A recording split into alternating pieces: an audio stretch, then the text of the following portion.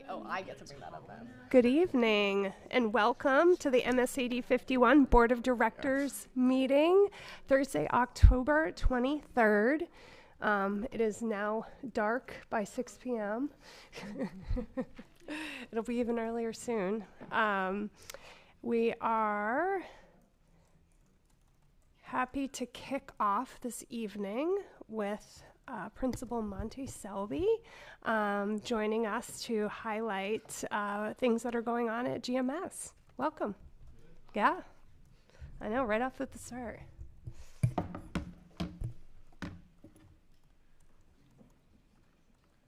See how efficient I can be at connecting here. Oh,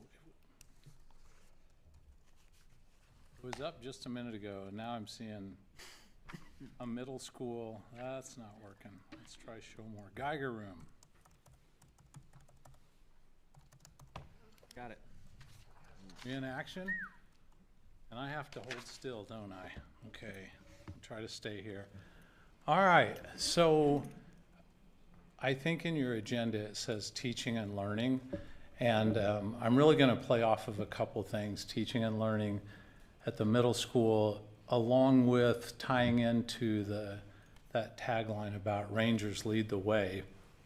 And usually if you're talking about teaching and learning, you're thinking about the kids, and usually the kids in the photos catch your eye, but tonight I'm actually going to focus on the adults and the photos, and to talk about teaching and learning from a standpoint of, as a staff, how do we keep being taught, and how do we teach other adults, and how do we keep learning, and what's the value of that? So we'll play with that just a little bit, and along the way to recognize some of the 6-8 staff and for you to see some familiar faces.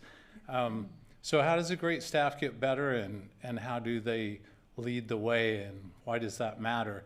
And this group is part of our group that the Friday before last were at the Maine Association of Middle Level Educators. So we were at Thomas College. So that's part of the crew getting ready to head down there.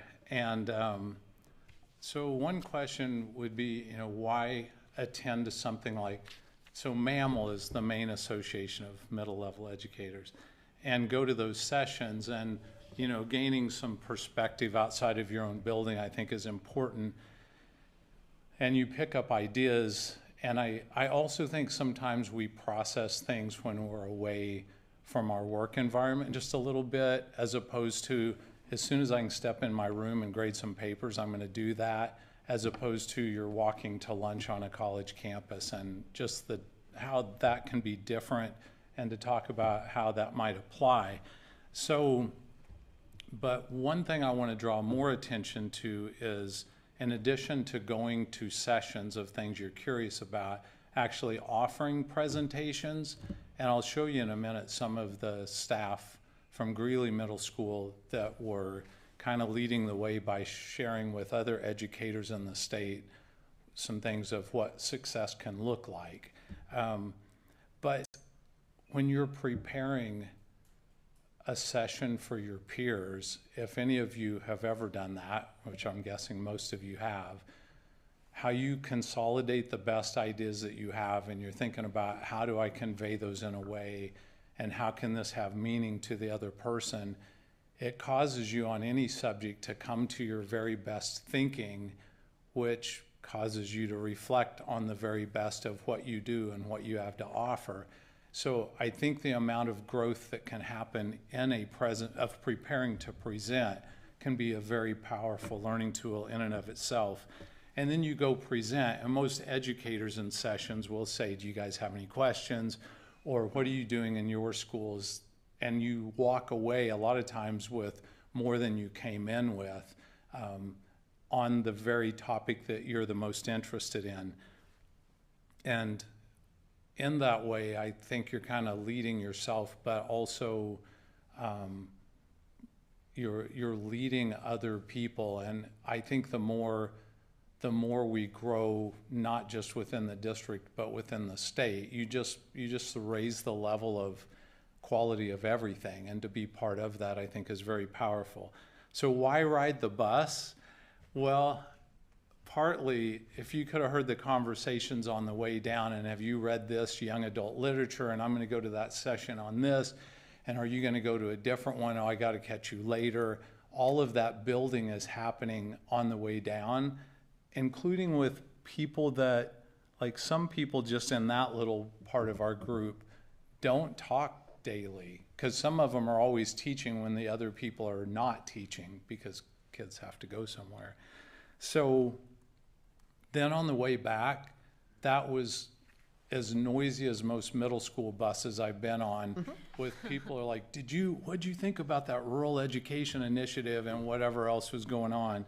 So that's one reason why I was so happy we were able to make that trip. So while those 30 educators were there, 30 other people were doing something else, and I'll get to that in a minute. But so sessions on MTSS, collaborating with your librarian, building an inclusive school. That was our staff sharing with other people, along with some things like JC talking about artificial intelligence and what is, where are we with that, and what are the benefits and what are the struggles, and modern language. That last one, I was in that session moderating on why teachers love our school climate committee.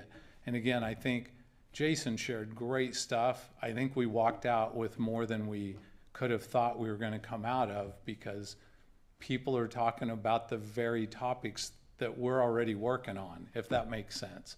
So then you get back on the bus and you talk about that on the way back, and you're that much closer to initiating change that may do something good for kids.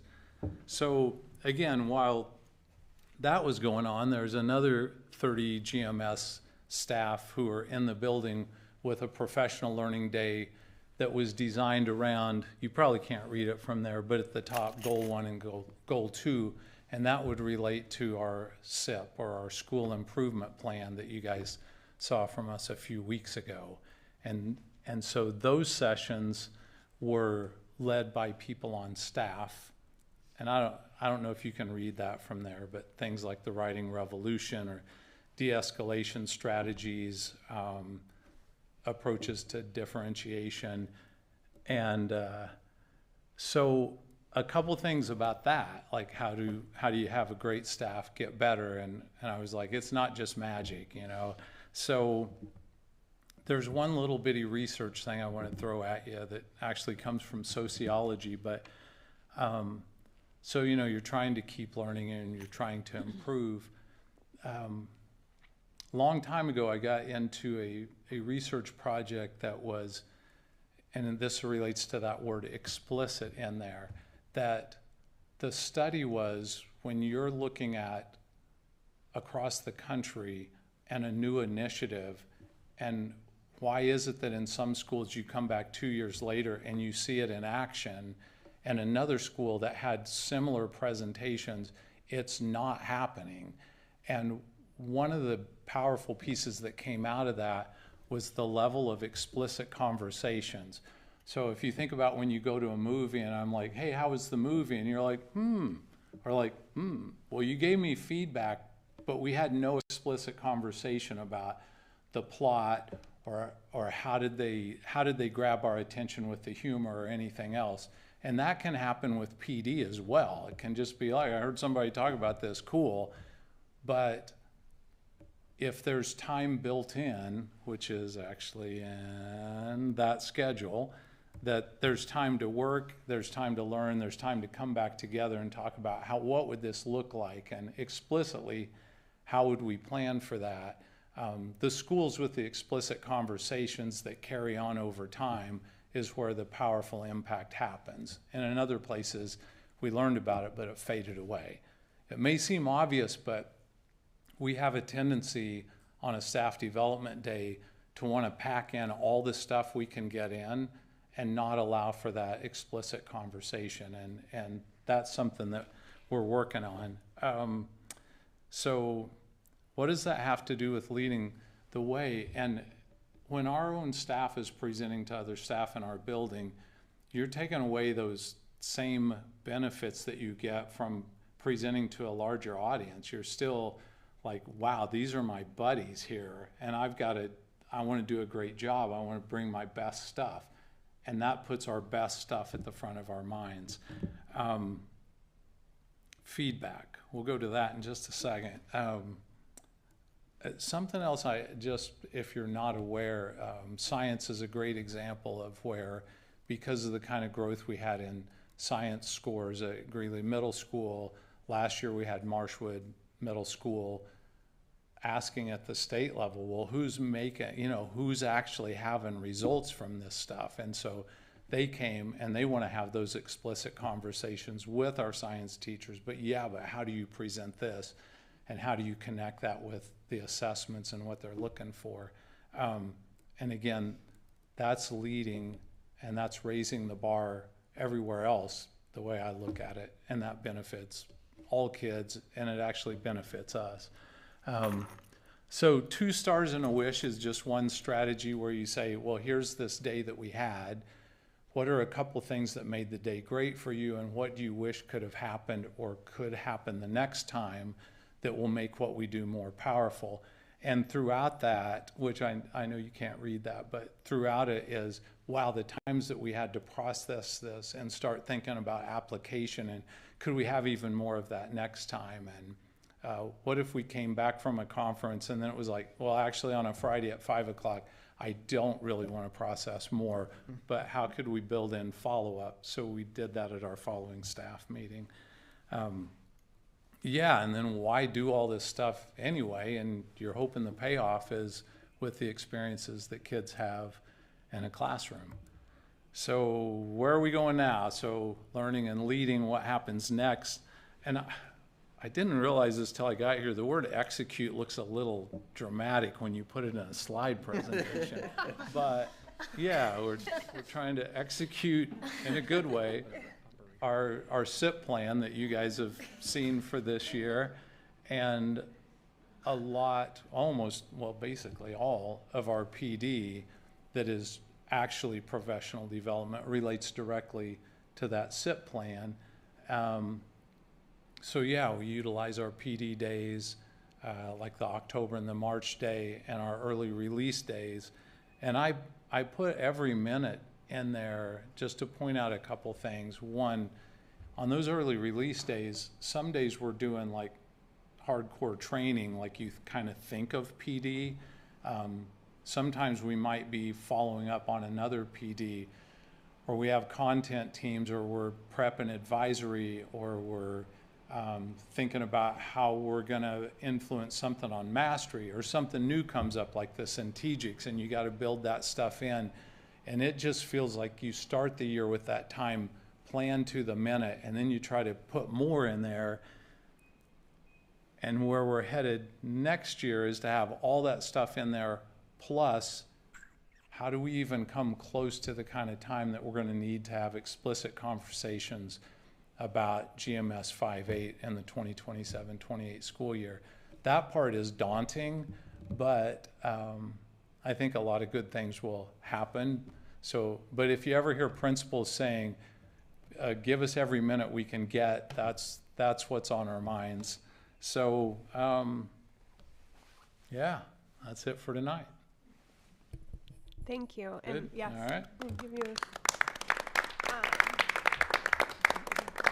I can hop out of I there. so appreciate this was about staff, because we often have conversations about, what happens during PD days, or how is the culture being cultivated amongst the staff, and what can we do to better support staff, and so it was really nice to hear that from your perspective about what's happening at the middle school, and I think that really helps us place some of the conversations we often get into, whether it's around budget and time or contracts, about what does this look like? How is this happening, to really illustrate what's going on. And I love the presentations amongst staff.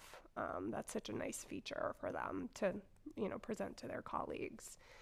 Probably more than ever, next year will be the year of where every minute counts kind of thing. And one last thing I might mention, because everything, I just realized everything I had up there was a connection to goal 1 on that MTSS kind of side and the staff development things that we think about. But the other half of that or not MTSS, but our SIP plan, our school improvement plan, has to do with building community and the importance of climate and kids feeling connected and cared for and relationship building. And sometimes on a PD day, if you come in and we're all hand making smoothies for each other or whatever else it might be, in the same way that you build connections with kids, I believe staff do their best work when they also have time to be on that bus connecting with people as individuals as well as educators. So if it ever, if you ever show up at somebody's PD day and it looks like we're just kind of having fun, that's on purpose, because that matters too.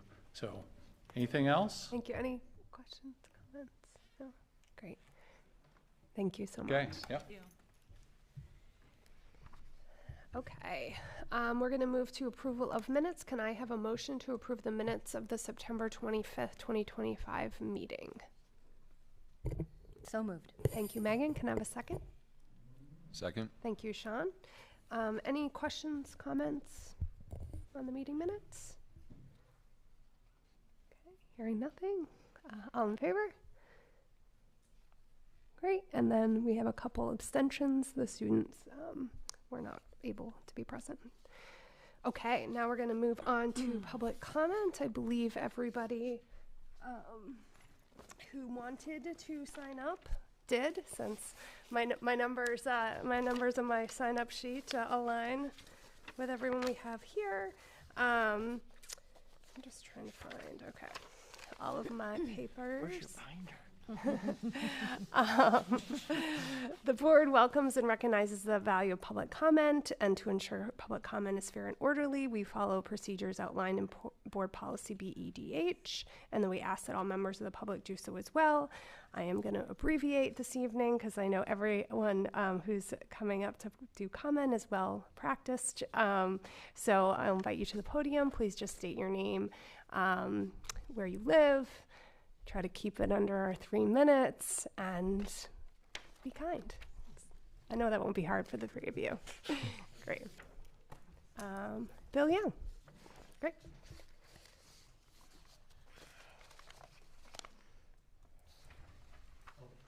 Don't start. I would have.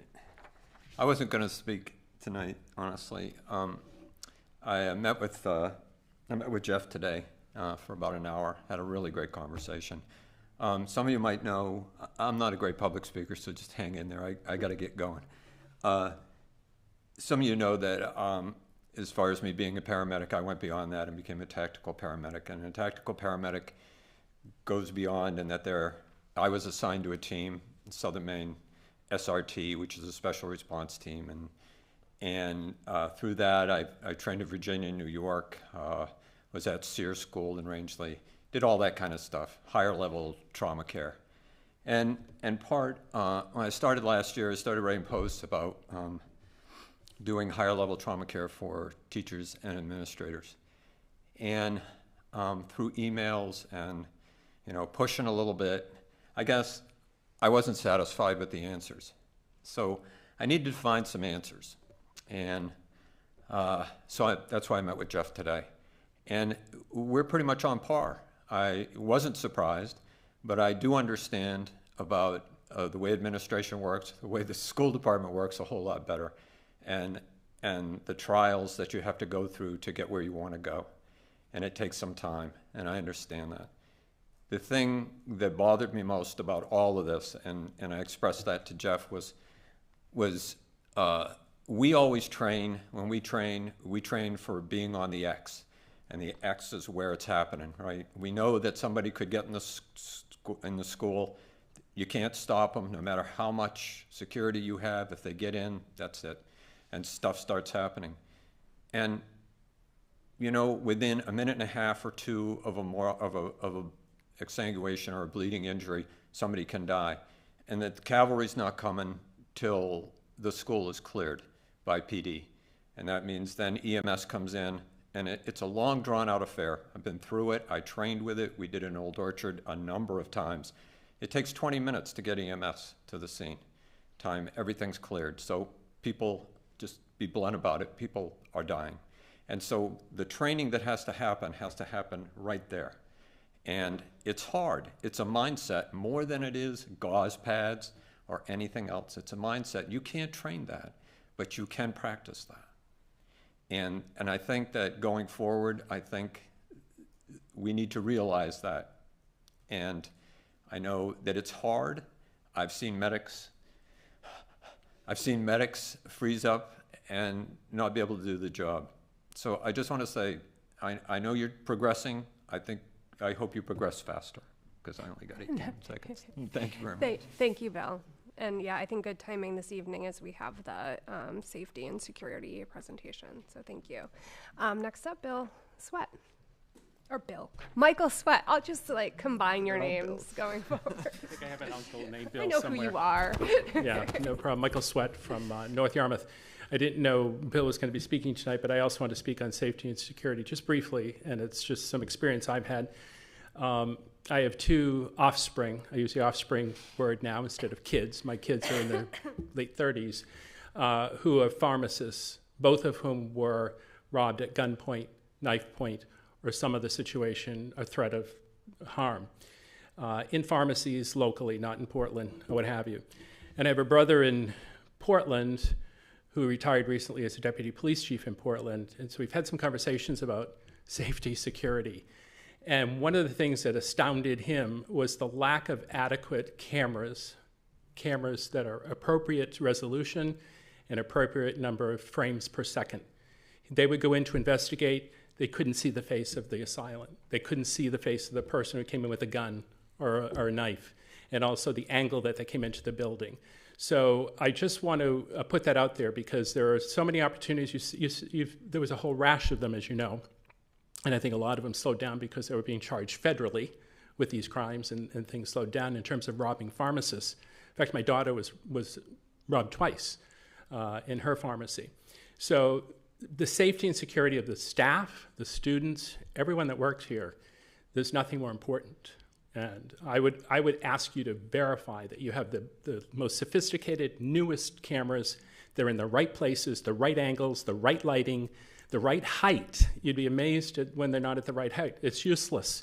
We can have tens of thousands of dollars of security equipment, and it's not giving us the information to really find the perpetrator or find the assailant or find the pieces of information that we can instantly go back and track people. So I would encourage you to make sure that that's all done. If it's not done with the police department here in Cumberland, it should be. And you should get samples of tapes, videos, and make sure different times of day, different seasons. Right now it's dark. There's still people coming and going from school buildings.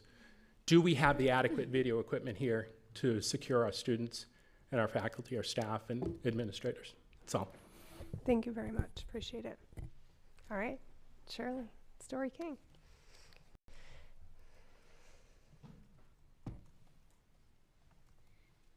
Good evening, Shirley Story King, Cumberland. My question is, was a teacher driving the bus? You had such an opportunity. I have been a part of those kinds of presentations, and I would concur with everything that you said. It is a tremendous experience when you get to teach other teachers. But that's not why I'm here. I'm here to talk about public comment. And I've had this conversation with Kim before and many others about public comment. And I spoke to the North Yarmouth Select Board about the same thing. And I've had conversations with Tig Filson, the chair of the Town Council, about public comment.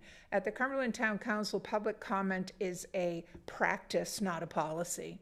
They have something written down on their agenda that says what they're going to do in practice, but it's not a formal policy. So a new chair of the school board, of the town council, could be more flexible or less flexible, or whatever he or she wants to do. So when you put something, when you create a policy, it's almost like you're cementing the lanes. and then it gets harder to be flexible when you need to be flexible. So that's just a little piece of advice for you to consider. I also think my comment right now should come right after you introduce the item number. So if you've ever watched a town council meeting or attended a town council meeting, public discussion at the beginning of the meeting is for items not on the agenda.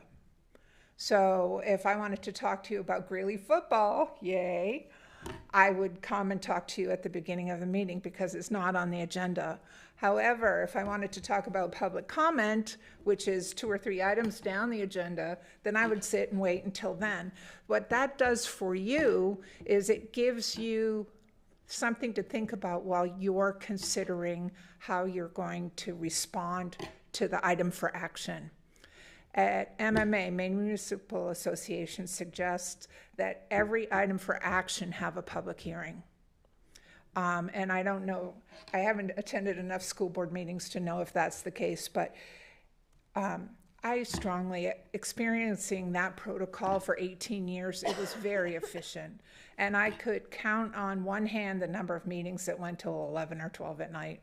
It just didn't happen in 18 years, maybe 5 times. And those were for things for, should we buy Broad Cove Reserve, down on Cumberland. Those were long meetings, but in general not.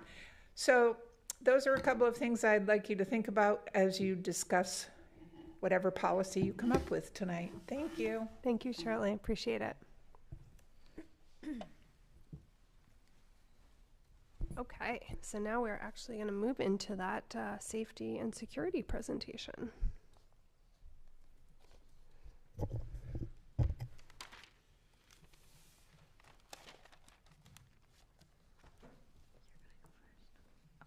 All right, good evening, everyone. Tonight I'm here to provide, this is an annual update. I provide this each year around this time to the Board of Directors and for the public. Also was referenced in our district newsletter this week, and we actually linked in the agenda and how to watch these meetings as a reminder to the school community and anyone who subscribes to our newsletter. And I also just want to put a plug in for the district newsletter. That is our primary. We have many communication vehicles, and we've talked about the communication vehicles. The district newsletter has all the information you could ever need, including how to access YouTube and how to access social media. For the district, we have multiple ways of communicating information out to our school communities to keep them involved, and we just kind of reminded people this week in the newsletter, but as a primary vehicle. So I want to talk about, there's 2 parts of safety when we're talking about school district safety or any sort of safety of any organization, and part 1 is physical, and then I'll be talking later about emotional safety. Just want to start, and I've used this photo before, and for those of you who've been on the board, obviously Sandy Hook was an incident that happened in 2012, in December of 2012. One of the most horrific of school shootings, maybe the worst. They're all bad, but this one was particularly difficult, I think, for many people in our nation to understand because of the ages of the children and the numbers of children. And there were staff members as well who lost their lives that day. I was down in Connecticut visiting family friends just a few days after this incident, and I was only a few minutes from this community. It was a coincidence. We had planned to go down there, and I did go down and visit and took these photos while I was there. And I can tell you that just what it does to a community, actually Bill and I were talking about that just for a couple minutes today as well. It can be absolutely devastating, catastrophic. And obviously you put a human face and you put human faces on these kinds of things when we talk about safety. It's not just something that's up in the air. It is certainly a horrible situation. We don't focus on school safety just out of the air, obviously. This is part of what has been our strategic plan for the last 7 years, and we're going through a renewal of our strategic plan, obviously, that the board is commissioning. But this is still part of the current strategic plan, which students cannot learn and teachers cannot teach unless schools are safe. And part of the original strategic plan back in 2018, dating to 2018, was to have an entire threat and vulnerability assessment done for all of our schools.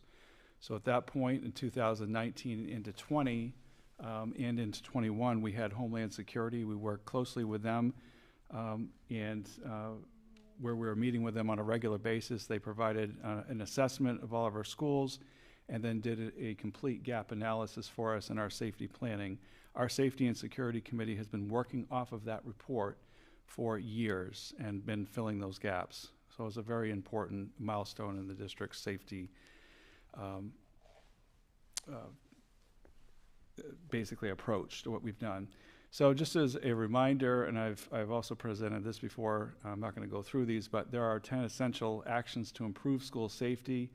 And this was a few years ago, the U.S. Department of Justice commissioned a complete report on this and looking at these approaches. And basically, the summary is that there are two types of safety that we're talking about when it comes to schools, according to the U.S. Department of Justice: physical safety and emotional safety. And on the physical safety side, we're talking about making sure that you have an assessment. That was just referencing the Homeland Security assessment. That was a best practice assessment. It was under the auspices of Department of Homeland Security, obviously works very closely with the Department of Justice. Campus building and classroom security. That's infrastructure security, and we've been working on that off of that Homeland Security report since then. Coordination with first responders, critical. We have a Safety and Security Committee in our district. Our police chief and both of our fire chiefs, the police captain, and our SROs are all part of our planning on a regular basis. School-based law enforcement, school resource officers. We have 2 school resource officers who are Cumberland Police Department sworn officers who work in our schools on a daily basis. Drills, that includes not just fire drills, but we're talking about safety drills. We've adopted the ALICE program years ago in this district, or ALICE approach. We have ALICE drills as well. On the emotional security side of things, school climate. We've been working hard on school climate. I've updated the board on different occasions, especially during COVID and post-COVID, knowing that is absolutely critical, making sure that all of our students are plugged in. Anonymous reporting system. We have the Sandy Hook anonymous reporting system now. That was something that started a couple of years ago. Behavior threat assessment and management. We have the state's, we've adopted the state's threat assessment and behavior management. Our SROs are involved in that. School staff are involved in that. And so when we have a threat that comes up, we have a protocol that is used that is that the state recommends, and we use it here. And we've trained our staff to use it. Mental health resources. Our district is well resourced in this area. Thank you to the board and the community for supporting counselors, social workers, mental health specialists for our district, and making sure that we have those resources for our students. And then social media monitoring, and that's all part of what we do also through the anonymous reporting system. Some of those complaints that come in are social media. We also have a digital citizenship curriculum in our district that goes all the way through the grades and helping our students navigate social media, what are healthy habits for doing so. So our current practices, and I'm going to just say right up front, this is not exhaustive, but these are some of the highlights for physical safety in our district. Again, we have a Safety and Security Committee in which we have about 15 to 18 people involved in that annual basis, many first responders serving on that particular committee. Our emergency operations plans were completely overhauled. The district one and all school level plans were overhauled over a 2-year period, 23 to 25. That was an initiative of the Safety and Security Committee. And we have 25 people that have access to that plan, including many first responders that need to have access to it. We have 1.5 position FTEs for school resource officers. We work with the Cumberland Police Department on coordinating that. Our ALICE approach was implemented in September 2022. Cumberland Police Department was incredibly involved in that. In fact, Officer Owen and Officer Kluke do multiple trainings for the district, 5 trainings a year on ALICE, and for all of our new staff, and then any incoming staff, so that we're catching everybody within a very timely manner. Centegic's Crisis Alert was just implemented this month. In fact, 2 weeks ago is when we went live with the Crisis Alert, and I'll be talking about that in just a moment. Sandy Hook Promise Anonymous Reporting System was implemented in the 23-24 school year. Of course, we've had locked facilities for many, many years, and remote building access and controls that can be handled centrally and monitored. Internal and external video surveillance.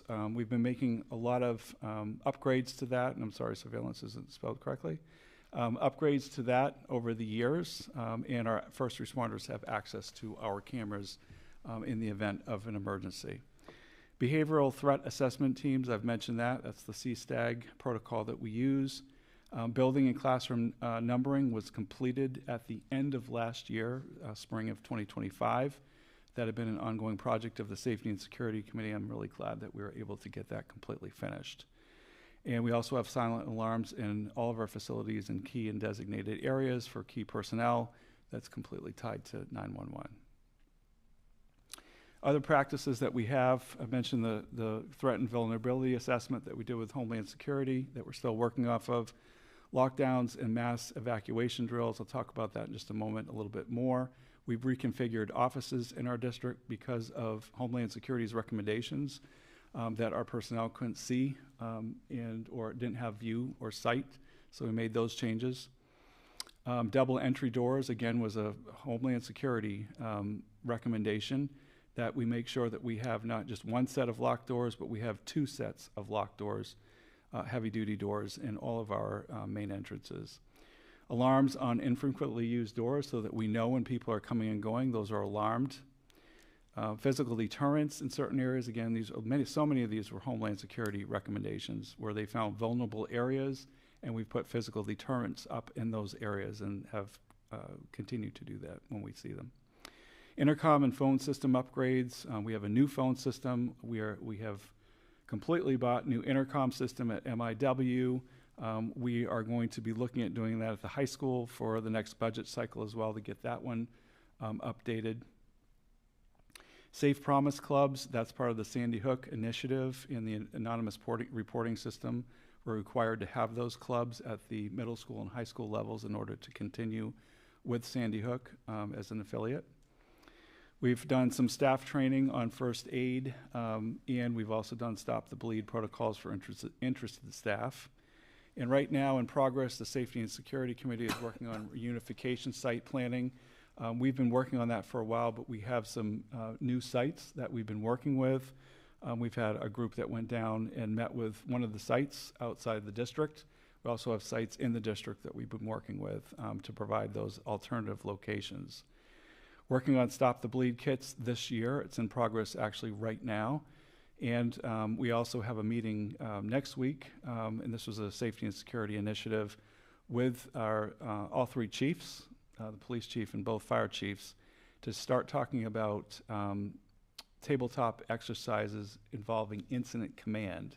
And that's been an initiative of the Safety and Security Committee, that we don't want to just say that what would we do in an incident, but we actually want to go through and run through and practice with groups of people, what would we actually do with incident command in those situations. First responders have those, but now we're getting involved as school leaders in that process. So new this year, Centegic's Crisis Alert. Again, it was activated 2 weeks ago. We had a planning group that worked on it, and I'd like to give Melissa Porter, my administrative assistant, a lot of credit for that because she's been so involved in it. She was the project manager for all of this. There were 15 planning meetings that started back in May or April or May that Centegic's requires to actually implement this whole system. And there's a badge alert activation, which has 3, if you, actually Scott can demonstrate, he's got it right there. There are buttons, every staff member has that. I've got mine in my bag, I wear it when it's during the school day. It's a badge alert activation for 3, basically hit it 3 times, and there's a staff team that will come to your assistance. On the phone, it tells the responders exactly where that staff member is down to a foot, their location, and then multiple times it would go to 911. So any staff member, if they see something that's very dangerous, they can hit their badge multiple times, and it goes to 911. There's redundancies built into the system. It's digitized. It has its own platform. We know when badges are low on battery. All that's built in. There's alerts built in. Strobes in every single room. There's a strobe in this room already, and if we needed to activate, it would start lighting up.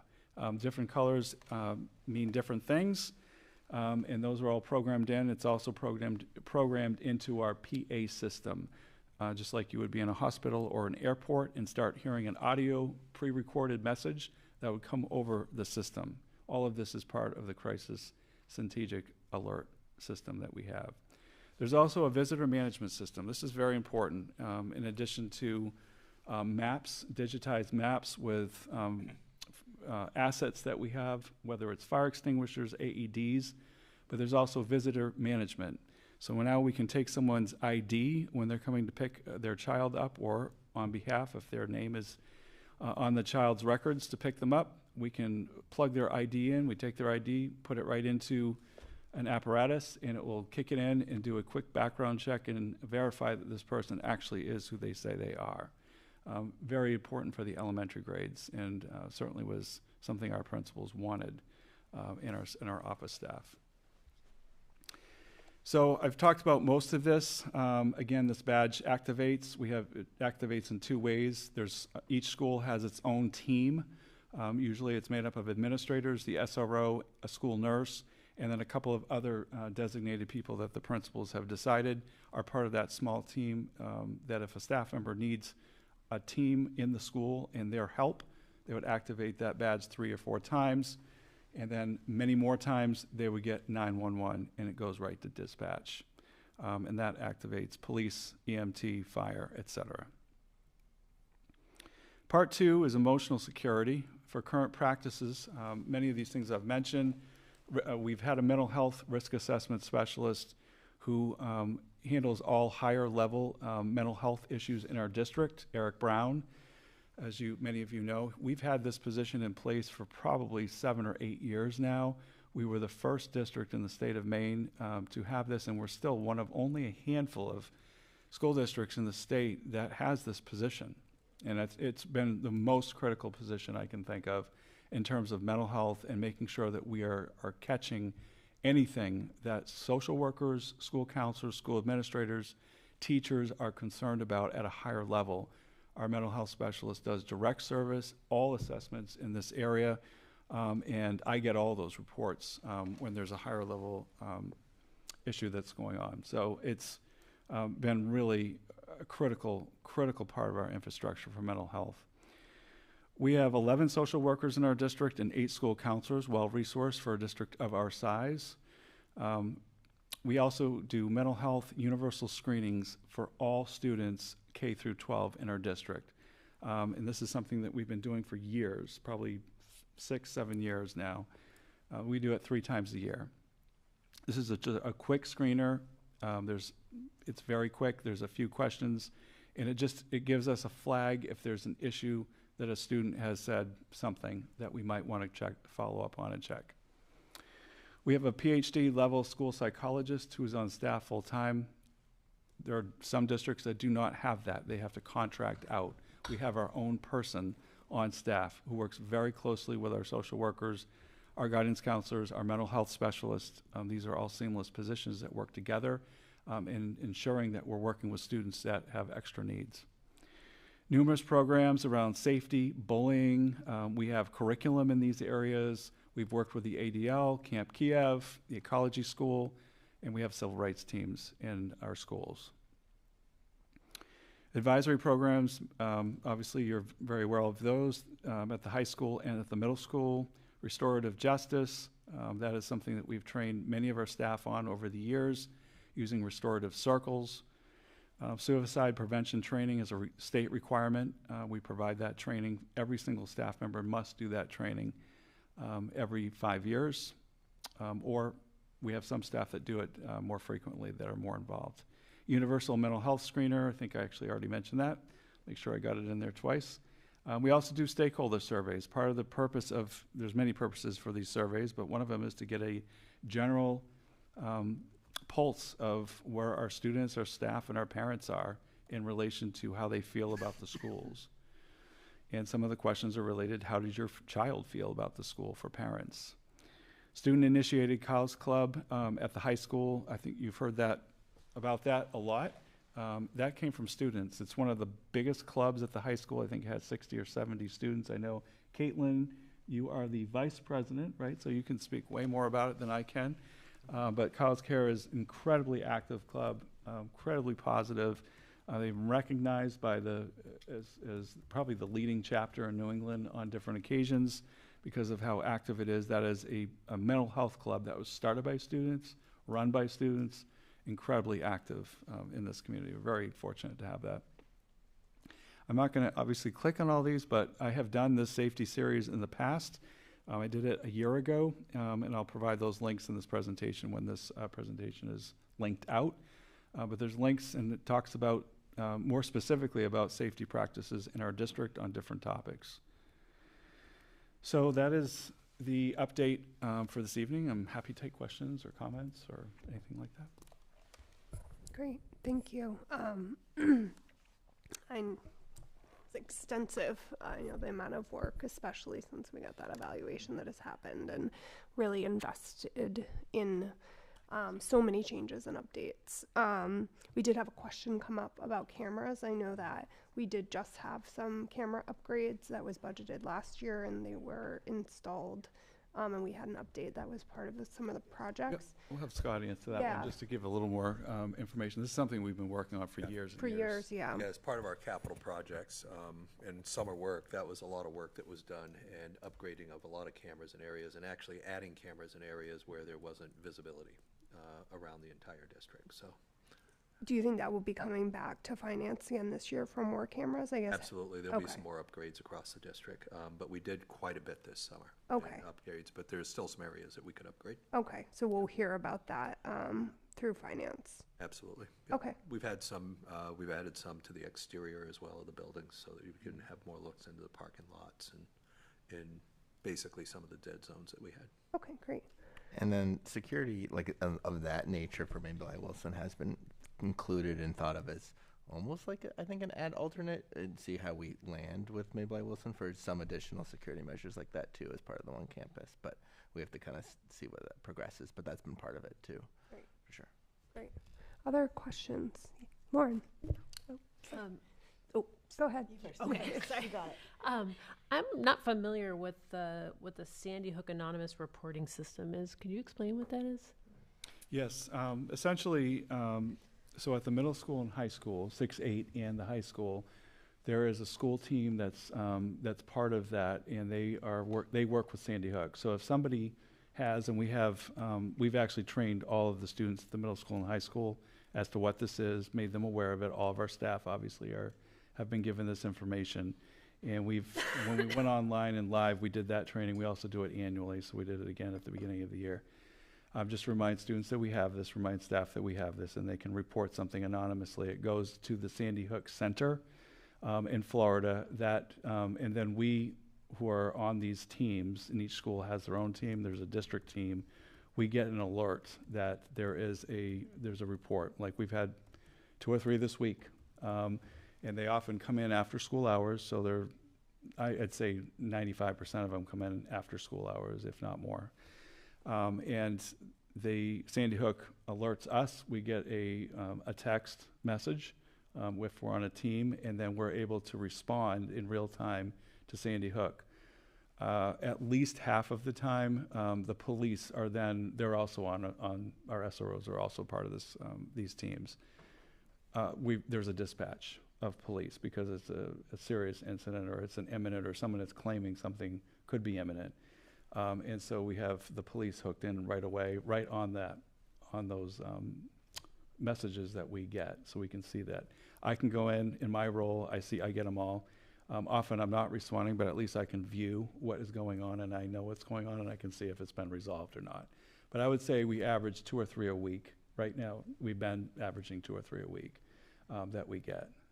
And do the children know that that's the consequence, that police come? Well, it's not necessarily a consequence. So usually what we have is a student or a parent who is saying, I'm concerned about this student. Sometimes it is the student, and they're reporting themselves.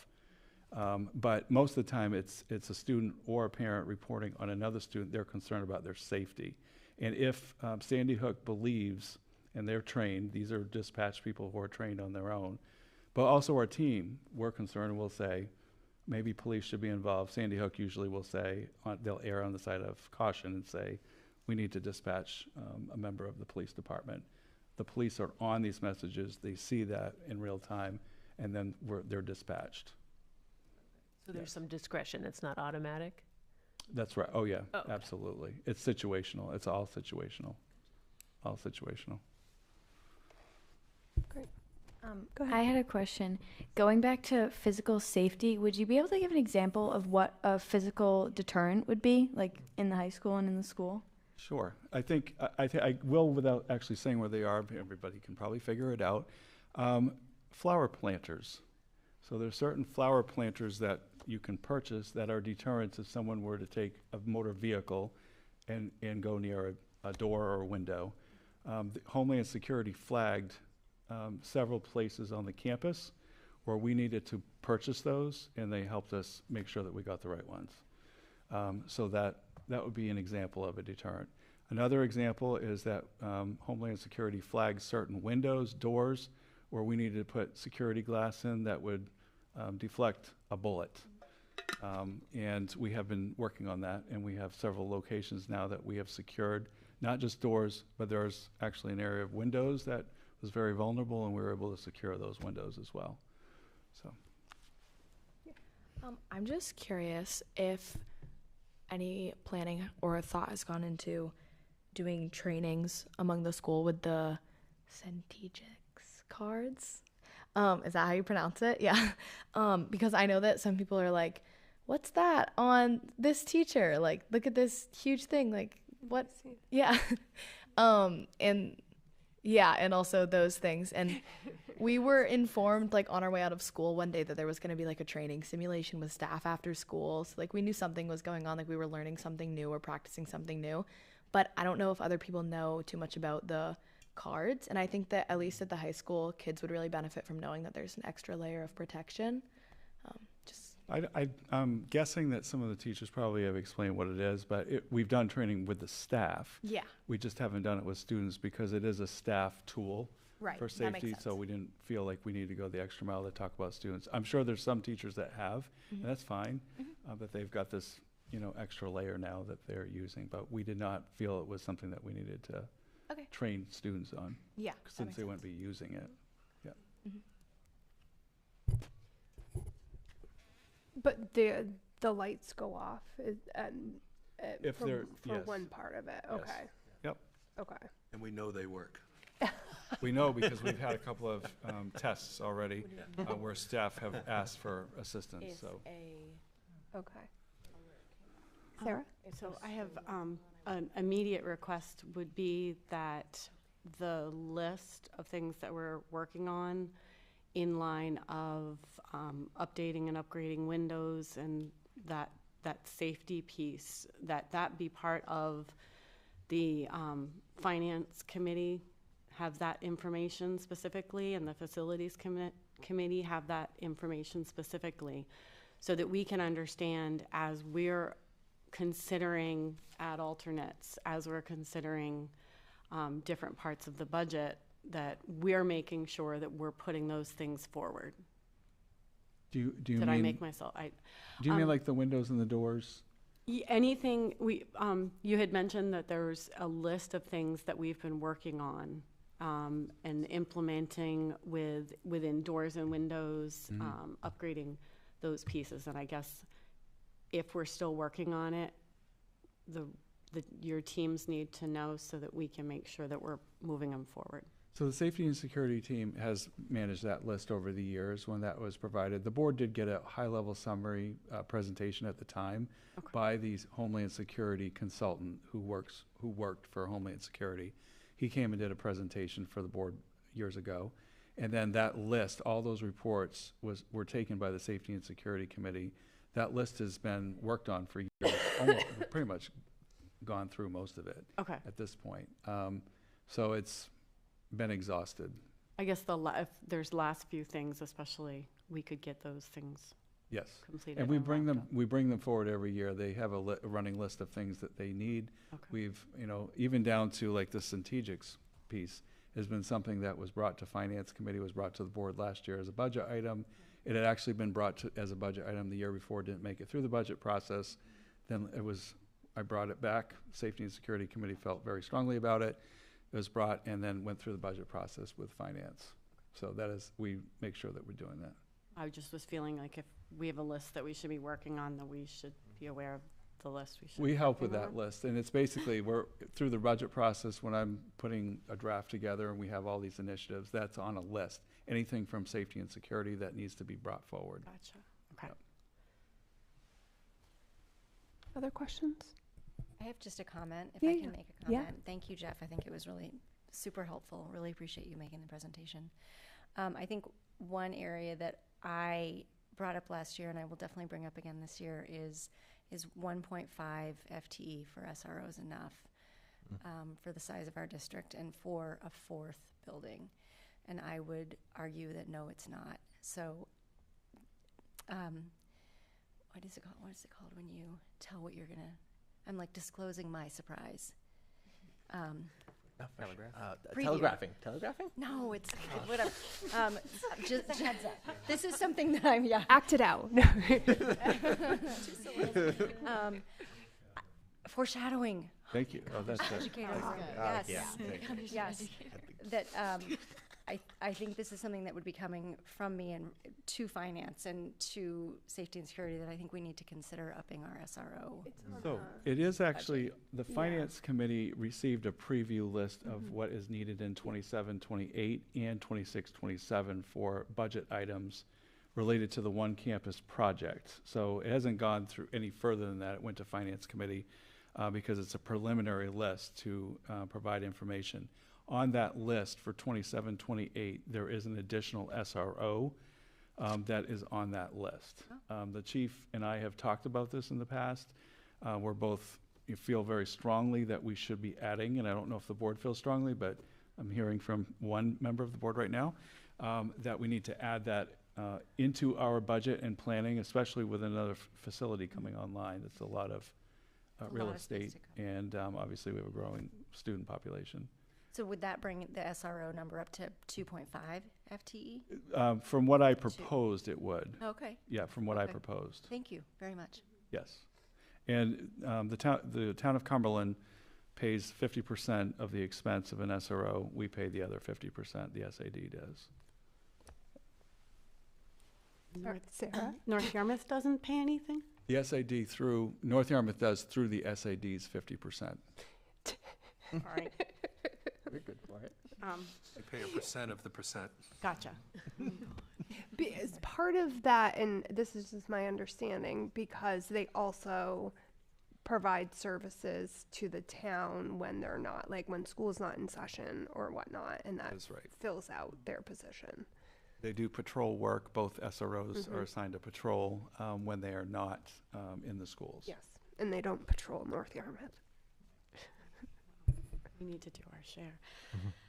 I have a couple of detailed questions, and if I'd like to ask them, and if they need to be answered in a follow-up of an email, I'm okay with that. As Sure. opposed, like, I recognize there are things that we cannot disclose. So, one of my questions was, what kind of mass trauma training have we done on campus? I remember one, I want to say it was 2012, 2013, that there was a training, and I recognize the training is not done specifically by the district, it's done by the emergency personnel. But has there been one done more recently? You mean like Stop the Bleed or related to that or something else? Like a training exercise where you're actually going through responding to a mass trauma situation. So we, obviously all of our staff are trained in ALICE, which is a mass trauma situation. Okay. And it's not just, they have to do refresher training every year, but everybody has to also go through a physical training. every staff member. And that's why Officer Owen and Officer Kluge do them 5 times a year, so that we're getting every single new person in. They actually have to do the physical on-site. It's a 2-hour training. In addition to all the other training that goes with Alice, there's a lot of prep training that staff do, but this is actually an in-person. You're with 2 police officers doing this training. So that's required. We also have done in the past, but it has been a while, an evacuation, a full staff evacuation training, where we had a staff day where everybody, we evacuated the district, as if you had students, what would it look like to do that? So we've done that training. We've also done I mentioned earlier the Stop the Bleed, but that was open to interested staff only. That is an area that the Safety and Security Committee absolutely knows that we need to work more on, and that's been a goal of that committee. And so I come at all of this from a very personal basis, considering I'm a child care provider, and I am the first line of defense in any situation. And so I care very passionately at the level of the teachers and the support staff and the bus drivers and the maintenance people who become that and the administrators that all become that very first line of defense. And just feeling very passionately that as a child care provider, I'm required to have a plan, I'm required to know what to do, I'm required to have several options available at all times, and being the lone woman on site, and just wanting the teachers and the support staff to have the feeling that they know what to do in the light of a horrible event. That's an area that we're working on more, and I will say that's an area that we're not quite where we want to be, Safety and Security Committee, in terms of addressing an event where there is somebody who's wounded, and what do you do to take care of that situation? That's an area that we need to continue working on. I would ask that the further training be offered again. Yeah, I think we're also considering, does everybody get this training? Yes. But we certainly, we started with people who are interested, but I think that's the security. I don't want to speak for the Safety and Security Committee. I sit on that committee, but I believe that is their intent. And I recognize that I'm expressing my wishes, and that may not be something that happens at a district level, I guess is my, and that was generally, you hit the other questions, so thank you. I also, something I didn't say earlier, and I had meant to say it, is that obviously, best practice is to have layers and layers of protection. You cannot rely on one thing. That's why the Safety and Security Committee has been so diligent with the Homeland Security recommendations, that you have these multiple layers of protection in things that you do. Obviously, we know that in the world that we live in, things do happen, and you try to prevent and mitigate as much as you possibly can with these things, and that's why we've done that. We live in a real world where real things happen, and we have to be we can't prevent everything, but we can certainly deter and have these layers of pieces. That's why we keep adding things every single year, not replacing things, but adding more layers of things. Many things people will never see, but we have them. They're behind the scenes, and that's okay that they don't see them. There's a bunch of us that know that they're there. We know what to do, and our first responders know what to do, and they know that those pieces are there. There's others that are more visible because we need everybody's involvement in these things. And so I just want to say this is a topic that never goes away. It will never go away. We will never stop thinking about it. It's something that I think about literally every single day. I know our administrators think about it every day. We don't want people becoming obsessed with this topic, but we also need to know that there's a lot of things in place.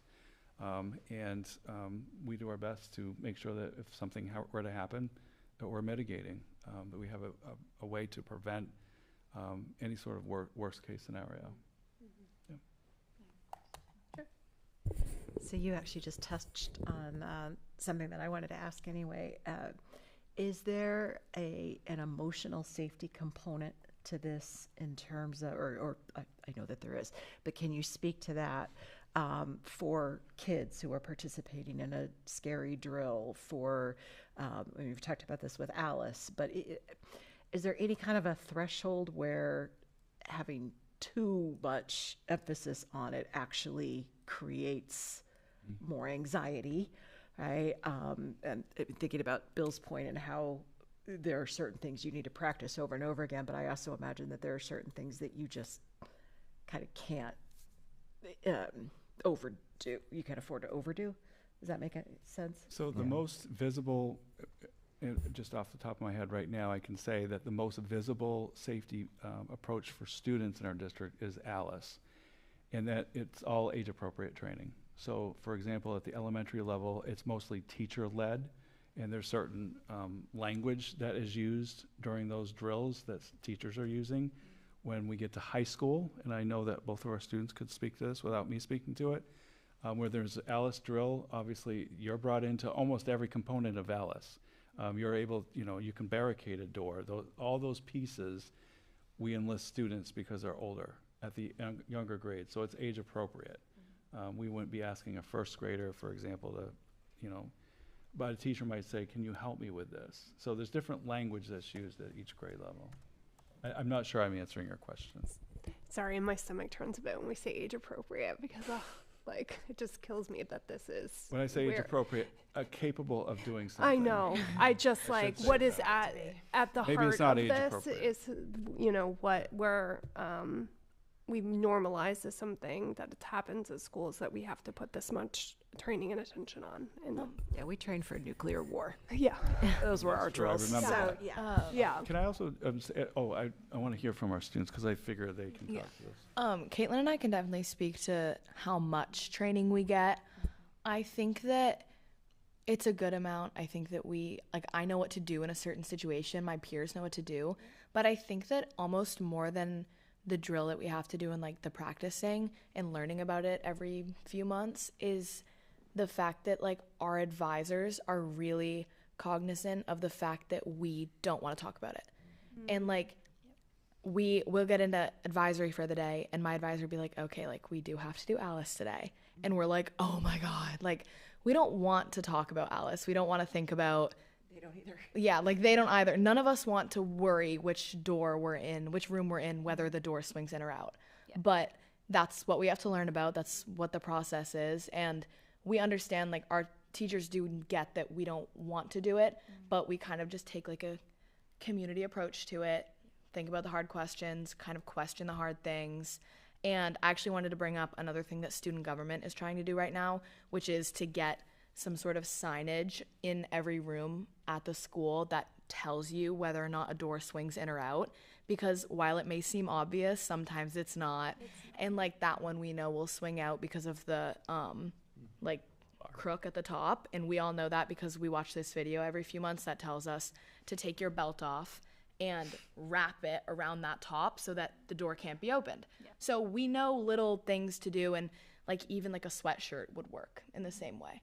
And so I think that it would be very helpful if students knew, but I do get what you mean, Kim, because I think that it is hard that we do have to worry about it. But I think if we didn't worry about it and if we lived in kind of blissful ignorance, I think we'd be much worse off. I think we're okay about it. I agree. That's really helpful. Just to know, every few months you're having these conversations. Oh, definitely. Yeah, and especially, I think that it's awful, but my favorite part about it is the fact that I know whenever we're doing a drill, it is very well vocalized that it's a drill and that this is a practice situation and that there's no strobe lights going on or there's no this is a situation we need to evacuate. There's nothing like that because we're very well informed that it is a practice event and that we can all just take a deep breath and realize this is a learning experience rather than a let's go hide in the corner. So I think that that's very well done. Do you agree? Yeah. Wiggle the door handle. It's yes, not. They literally just. It's they say an announcement and it's Mr. Francis is gonna come around and wiggle the door handle or say I'm the police can I come in, and you just have to react to the situation knowing that it's a drill, knowing that the level of professionalism that these teachers are bringing into this is for our safety, And so I think that means a lot as students, and it's definitely impactful. Yeah. So. It takes a layer of stress away from it. Definitely. Knowing it's our happy principal. Yeah. As much as I know this topic is concerning on multiple levels and also just alarming on multiple levels, I also want to say that it has another usefulness that is critical. And as much as, I appreciate hearing directly from both of you. This is also much like we were doing when we were younger and had to drill for the nuclear, possibility, which obviously exists. But this can carry over, and Alice is meant to carry over to other parts of society. You're in a grocery store, this training actually helps. And having gone through this training myself, and also my own children, I've talked to them about it, made them watch a video about it because their schools didn't do it. When they were in school, I wanted them to make sure that they knew what to do if you're in a grocery store and something all of a sudden happens. It's happened in Maine several times over the years. Someone comes in with is armed. What do you do? The first thing you don't do is run out the front door necessarily. You have to be situational. You're in a restaurant. These things happen. And so I think as much as it sounds alarming, it's part of the world we live in, and it's also carryover, and it's useful to other settings. It's not just for schools. Super important, and that's one of the things that Alice really talks about, is this is something that you can use in other venues. So. Yeah, the knowing which way doors swing seems like very important. Just the smallest things that you might not think about. Just being situationally aware when you walk into any public space of any kind, where are the exits, and there's a whole bunch of things that training goes through, but very important. Yeah, let Kim finish to you, Jesse. Oh, okay, sorry.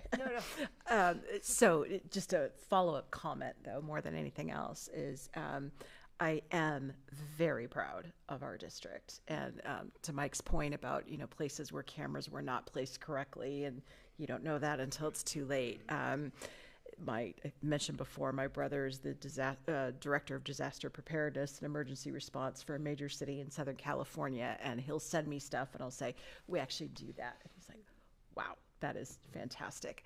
It's all really expensive.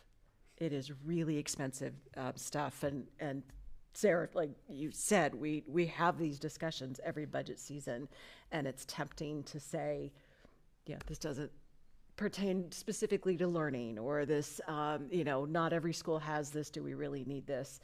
And we sit back and we say, this will make a huge difference, and it leads the way. Other schools see what we do, and they learn that they can do the same thing, and makes other districts safer by extension. So it's a lot of money, but it is absolutely worth it, and I'm really proud. And as you said, thank you to our communities for approving our budgets that have included new positions like the risk assessments and new cameras and intercoms. I mean, it's a lot. So, yeah. Jesse? Yeah, I appreciate everything that we're doing to be prepared. I think we're giving short shrift to the school climate piece. I think, for me, most of these systems are systems, God willing, we never will need. But school climate is something, right, that is influencing all of our students, making sure they don't get to a place where they're snapping and doing something, making sure that bullying is not happening. And I know I'm really proud of our schools and the interactions I've had. I think we need to give credit to our teachers and our administrators for leading the way in creating safe spaces for our kids, teaching the kids to be kind to each other, to be inclusive, and not getting fully wrapped up in the worst case scenarios. But also, I would love to hear more about what goes on in our schools, because I only hear from my kids. I've seen it in the hallways when I've toured the schools, but there's so much going on with teachers leading the way, administrators leading the way, making sure that all of our kids are okay, so they don't get to a place where, they're doing anything, and maybe we're more worried about people from the outside. So I don't want us to get lost in the expensive everything we're doing for the worst case, because every single minute of every day, I know our teachers and our administrators are doing the work to make sure our kids are okay. So I'd love to hear more about that, because that's something positive, and those are positive things I've seen when I've toured the schools, the messages in the classrooms, the messages on the hallways. when I see sports games like the football team, you know, having that inclusive moment at the football game. I think those are really important, and those lead to a safe physical and emotional school. And so I think celebrating those is just as important as knowing about Centegics and everything else. Yes, and I agreed. Yeah. And that's part of that obviously, we can't talk about all this in one presentation, but the emotional security is incredibly important. In fact, that's always what you want to make sure you've got complementing every other physical thing you're doing. You got to make sure you're complementing with every emotional safety piece as well, because you can't do one or the other. And that's why the U.S. Department of Justice years ago decided we got to put together all this research and all this information from the Secret Service and studying all of these incidents. And that's what they discovered, is that you can't do one or the other. You have to do both, and you have to do them pretty well if you want to have any sort of impact in this area. So I 100% agreed. I think that's a great point to drill home. You can't do one or the other. Mm-hmm. You got to do both. Yeah. And yeah, sports makes an important impact on that too. And it was just lovely hearing the chatter on the sidelines on Friday. Families who never thought they would be football families just saying how incredible their kids felt connected being part of that team. And so, yeah, all the things. Yeah.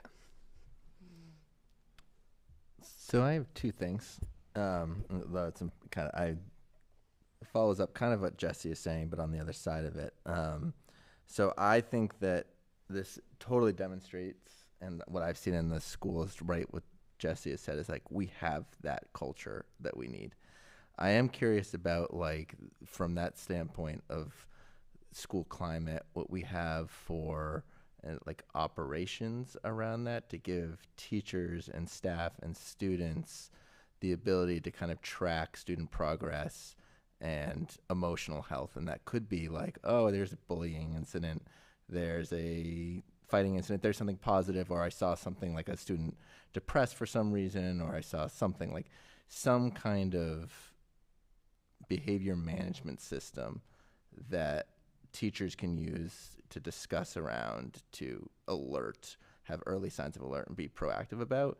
And I know that like each school kind of has their own unique system, but I'm wondering if you could kind of talk about how you monitor that in a way that's a little bit more operational, so that we can react to things before they blow up, to kind of Jesse's point. Because right now I see a ton of art, to Jesse's point as well, of like what we do well. And I just wonder what tools and operations do we have that kind of enforce that art? Yeah, I don't want to put Monty on the spot, but he can certainly, as a principal, can talk about the operational.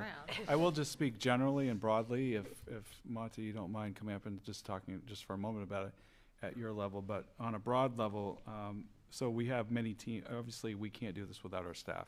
So we have staff teams that meet, and we have students that might have been flagged for some reason that are concerned, not only just the mental health piece of it, social workers, counselors, et cetera, but we have team meetings where staff talk about a student or more than one student at a time that they are concerned about. What are we doing? And that's why you have to, again, have multiple layers. So it's not just a universal screening for mental health, or you have the CSTAG for students that you're really concerned about, where there's a team that's talking about a student and doing an assessment, working with the parents of that child to make sure that everything's up in place. But you've got team meetings that are where we're flagging students and talking about them having staffings, et cetera, communicating with parents on a regular basis. That's all part of that approach that we have. I don't know if you want to go a little bit more than what I just said, Monty, and talk about from your perspective as a school principal, but. And if you don't, I'm sorry. And I don't want to put you on the spot. I'm sorry, but. But nobody following along at home would be able to hear you. Thank you. Okay. Well, the timing is interesting because the SRSS screener that Jeff just mentioned is a chance for teachers to actually have a process for that, to just take it's quick, but it's a quick look at are things jumping. And ironically, about a week ago, I had another district reach out, like, how do you guys do that? And as a district, if you're this big, how do you even collect that data and figure out how do you even go through it? And this district does have a process for that. I won't go into that. Another thing that happens is just like every week, the social worker, counselors, principals, we get together, and it's just a quick chance, like who's popping, what kid is frustrated, who just got removed from foster care and is a different placement. And so almost like on the other side of safety that Jeff mentioned, you build in layers, so you have just the almost casual level stuff of I think we ought to pay attention to this kid, to this kid's really needing some attention, and who's taking the lead on that. And again, that's happening every week, if not more often, because if something really pops, you're on it immediately.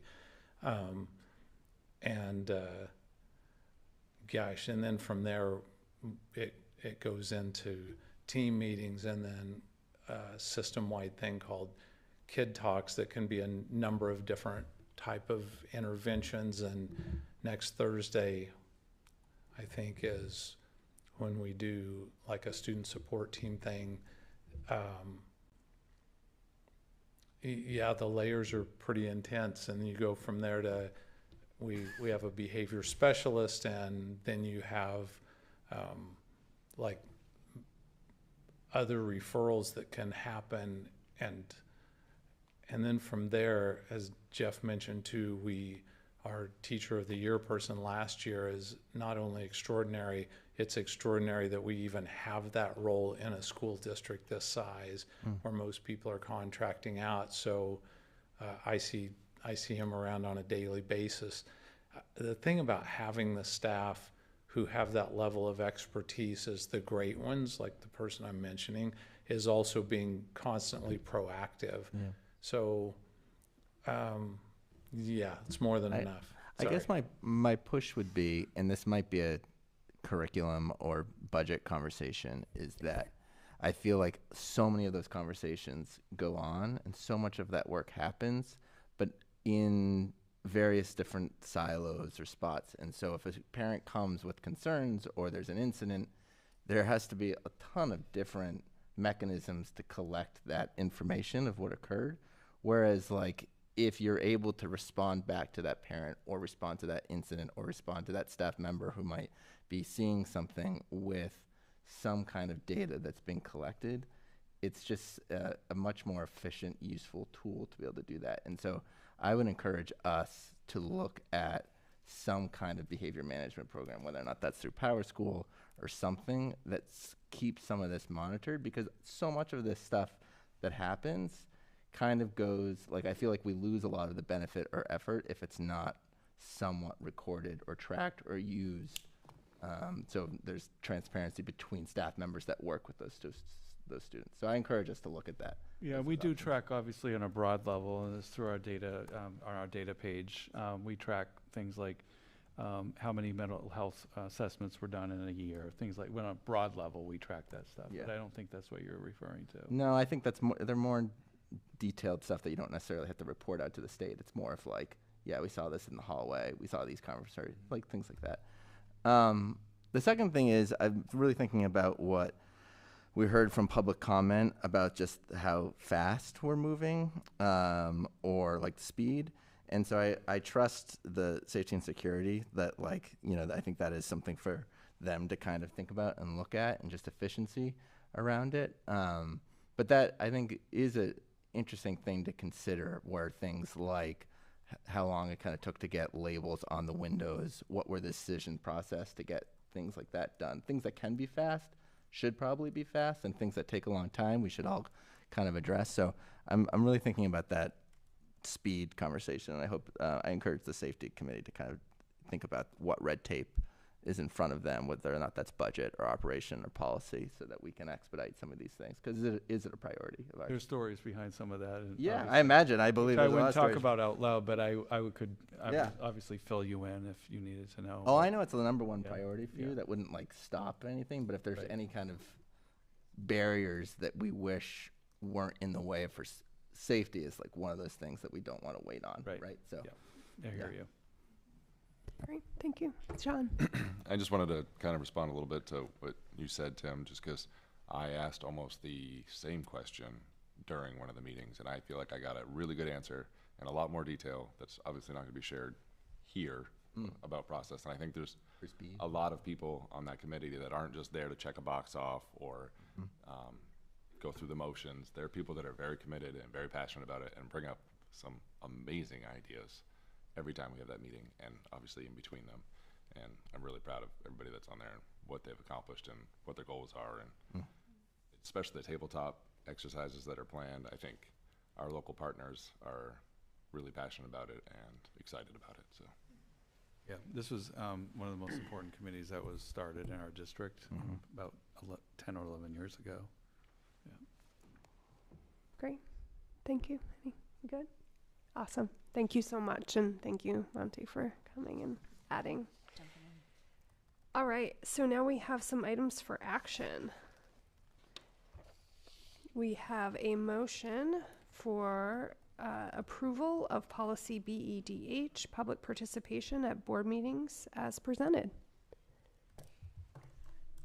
So moved. Thank you, Annika. Can I have a second? Second. Thank you, Jesse. Okay, so yes, this is the second read. Do you want to, Jesse, just kind of review? Yep. So the policy, I won't say it was a massive overhaul, some tweaks around the edges. So there's that new first paragraph preamble. We removed a couple parts about written comments submitted just to the board chair and superintendent, and broadened it that people can email and superintendent or any board member. Comments are still limited to 3 minutes. We added the language about not relinquishing a portion of your allotted time to another speaker.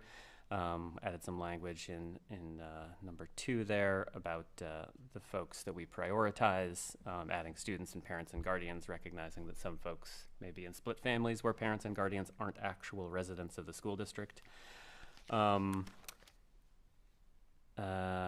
Yep, and that was about it. Instead of address, we just said town or city of residence and affiliation with MSAD 51 if applicable, again, for that divorced parent living out of town scenario. Yeah, section 3, instead of just referring to the superintendent or appropriate board member, that we welcome comments through emails or outside of board meetings to any board member or the superintendent as appropriate to bring up comments or concerns. And those are the changes. Great, thank you, Jesse. And I did want to just note one of the cross references is to a policy related to the agenda structure. I know that was asked earlier, and we actually have a policy about how the agenda is structured and where public comment sits within that structure.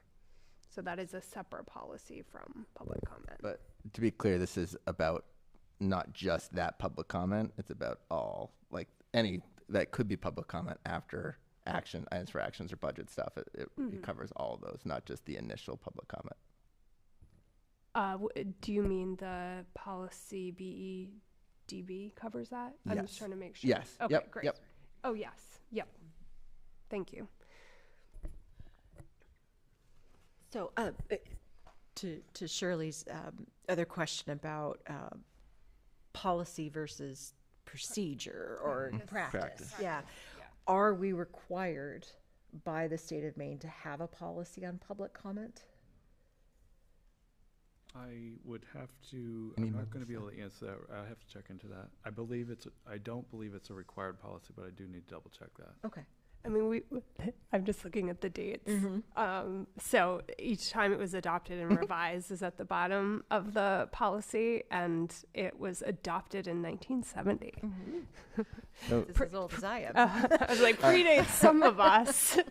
I'm not sure, Kim. I think though that I mean, I have to ask Melissa on that. She's the expert of what list. I'm sure Jesse's looking at it right now.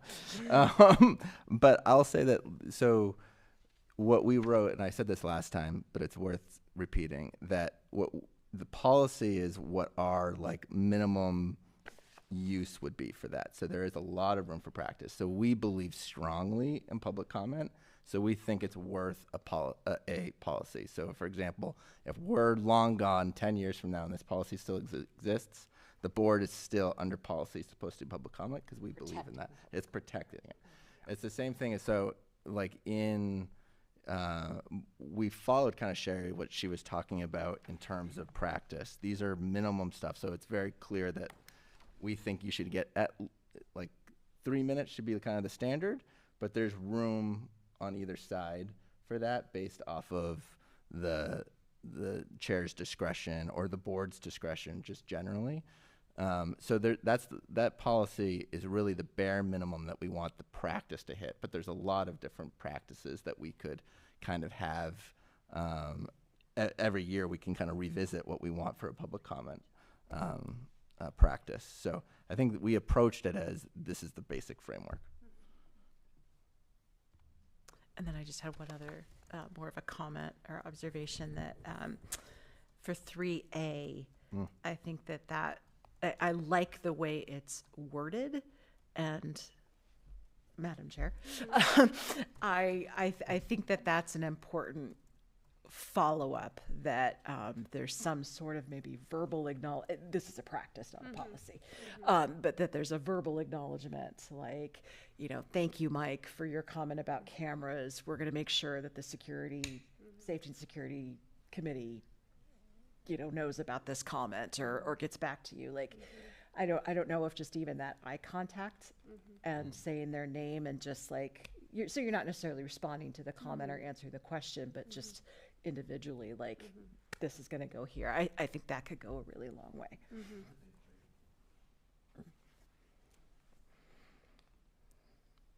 So we did look it up. It is a required policy through the Maine School Management Association.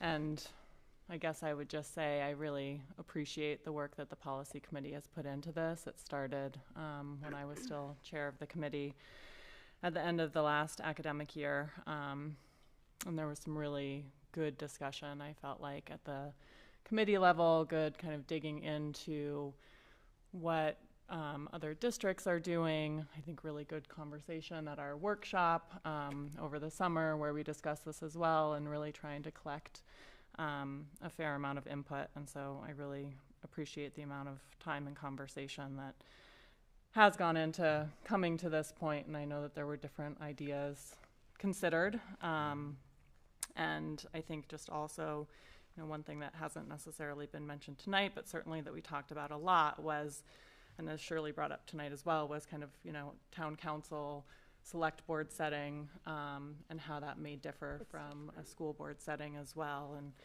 I think to some extent, that opening paragraph that is suggested here in talking about, the primary purpose of school board meetings being to conduct the business of the board related to board policies, programs, and operations, encouraging residents to attend meetings to become acquainted with the operations and programs of the schools, and also obviously, the value of public comment and how that contributes to these conversations. But I would just, I guess, want to recognize that as well, that we do see some differences in the operation of town council or select board and the school board. And those are certainly things that we can continue to discuss as community members as well, but just that we do have that understanding. I think it's also, I've been a board member that has wanted us to revisit this, so I really appreciate the fact that we did that, to look at it. I think it's important for us to see what it says and also be very clear of what it does not say. So there's a lot of, again, things in here in terms of like board response, like we talk about. There's nothing in this that says either way. And so that is, again, up to the board, every year's board's discretion or the chair's discretion. And so I think there's a lot of room. I think there's just a lot of room and flexibility in this, which is aligned to the rest of our policies. But I do want people to read this and really think about what it says and does not say, because we were super intentional about this with the wording, super intentional about it. And I think it can be inferred because you'll see something quickly like 30 minutes or 3 minutes and not see really the words around it, because there's a lot more flexibility in this. And because it had to be, because there are a lot of different types of public comments than you might think. Yeah, it's been quiet. We have our lovely members today who came for public comment who are used to coming and commenting. But we've also had some other times where it has been hard and we've been challenged, and our consistency with public comment has been challenged. And so for me, and I try to communicate with my fellow board members and administrators what to expect from me as chair. And as far as how I run the meeting and I've run public comment, and I have tried to be more flexible this year, but we've also been challenged on, well, last meeting so-and-so was given all this time and now you're not giving it to me. And so I also have reflected, on that and just trying to be consistent so everyone knows what to expect. Our fellow board members know what to expect when they come into a meeting. And I just also want to make sure that we're offering lots of opportunities to engage with board members, and that public comment is just one of them, and it is more structured than most others.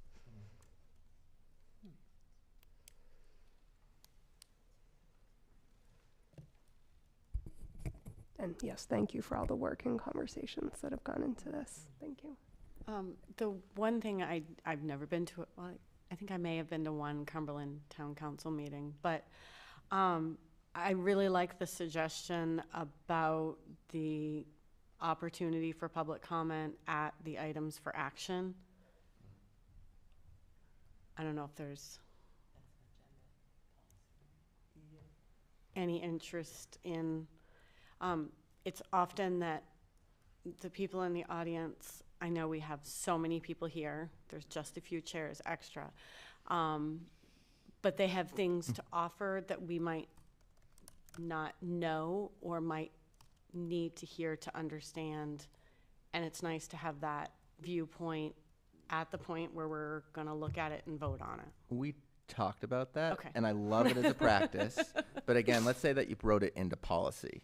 And now every action you would have to have like a public comment afterwards, and that could just get like we go to 9 o'clock anytime. So like it depends. I think it's again dependent on the action item, and if we're like, because we have done that even just 2 weeks ago. Yeah, and I would like to have more workshops because honestly, if we're at the point where we have a vote on something, I don't want to hear something new from the audience that's going to disrupt all of the decision making and input that has gone into that part, because I'm not a teacher, I'm not an administrator. Luckily, we have students on the board, but in the moment, I don't want to react to something that if we've done good process for the things that we're voting on, we should have had opportunities for the important votes to have that information brought to us earlier. And so that would be one of my concerns. And if you look at policy BEDB regarding agenda, there is a very specific format, so we would have to change that policy, right? And at the same time, it does allow for additions and adjustments to the agenda. So it is possible that you could say, for this particular meeting, we feel really important, even if it's on a workshop. So I like that there's that little bit of flexibility in that policy. But I think to your point, Sarah, we'd have to go back and also revise BEDB. Yeah, and I think we've provided some flexibility too. Go ahead, Lauren. I just want to recognize that Shirley shared that the council did that and it didn't seem to prolong meetings. So I think it might be worth an experiment. And if it goes off the rails, we go back to the way we did.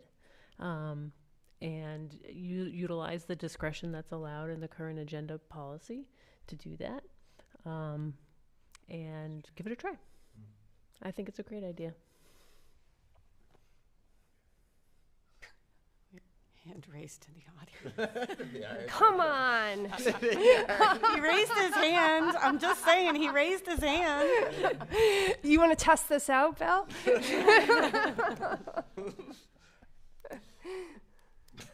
Record for me. So, look, we've been at, our group has been at this for, God, 2 years trying to understand what this whole 3-minute thing is. And it's almost become laughable. It really is, because give us 5.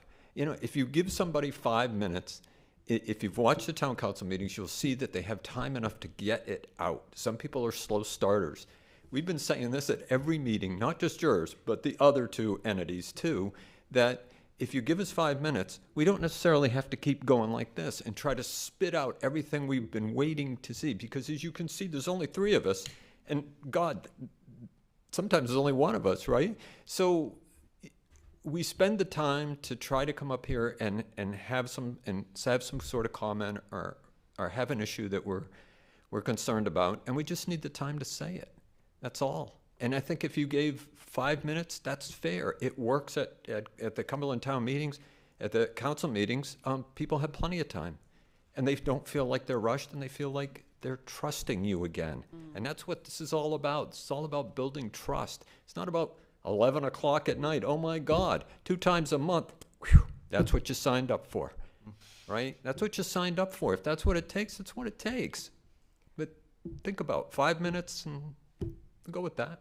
Okay, that's Thanks, my Bill. Thank you. Is that 3? I don't know. Can I respond to that from the policy committee's Sure. standpoint? So we discussed that too a lot at the time, and we thought about all different types of public comment, and one of those that came up was the book challenge that we had a couple years ago, when we had a number of people that wanted to come and speak.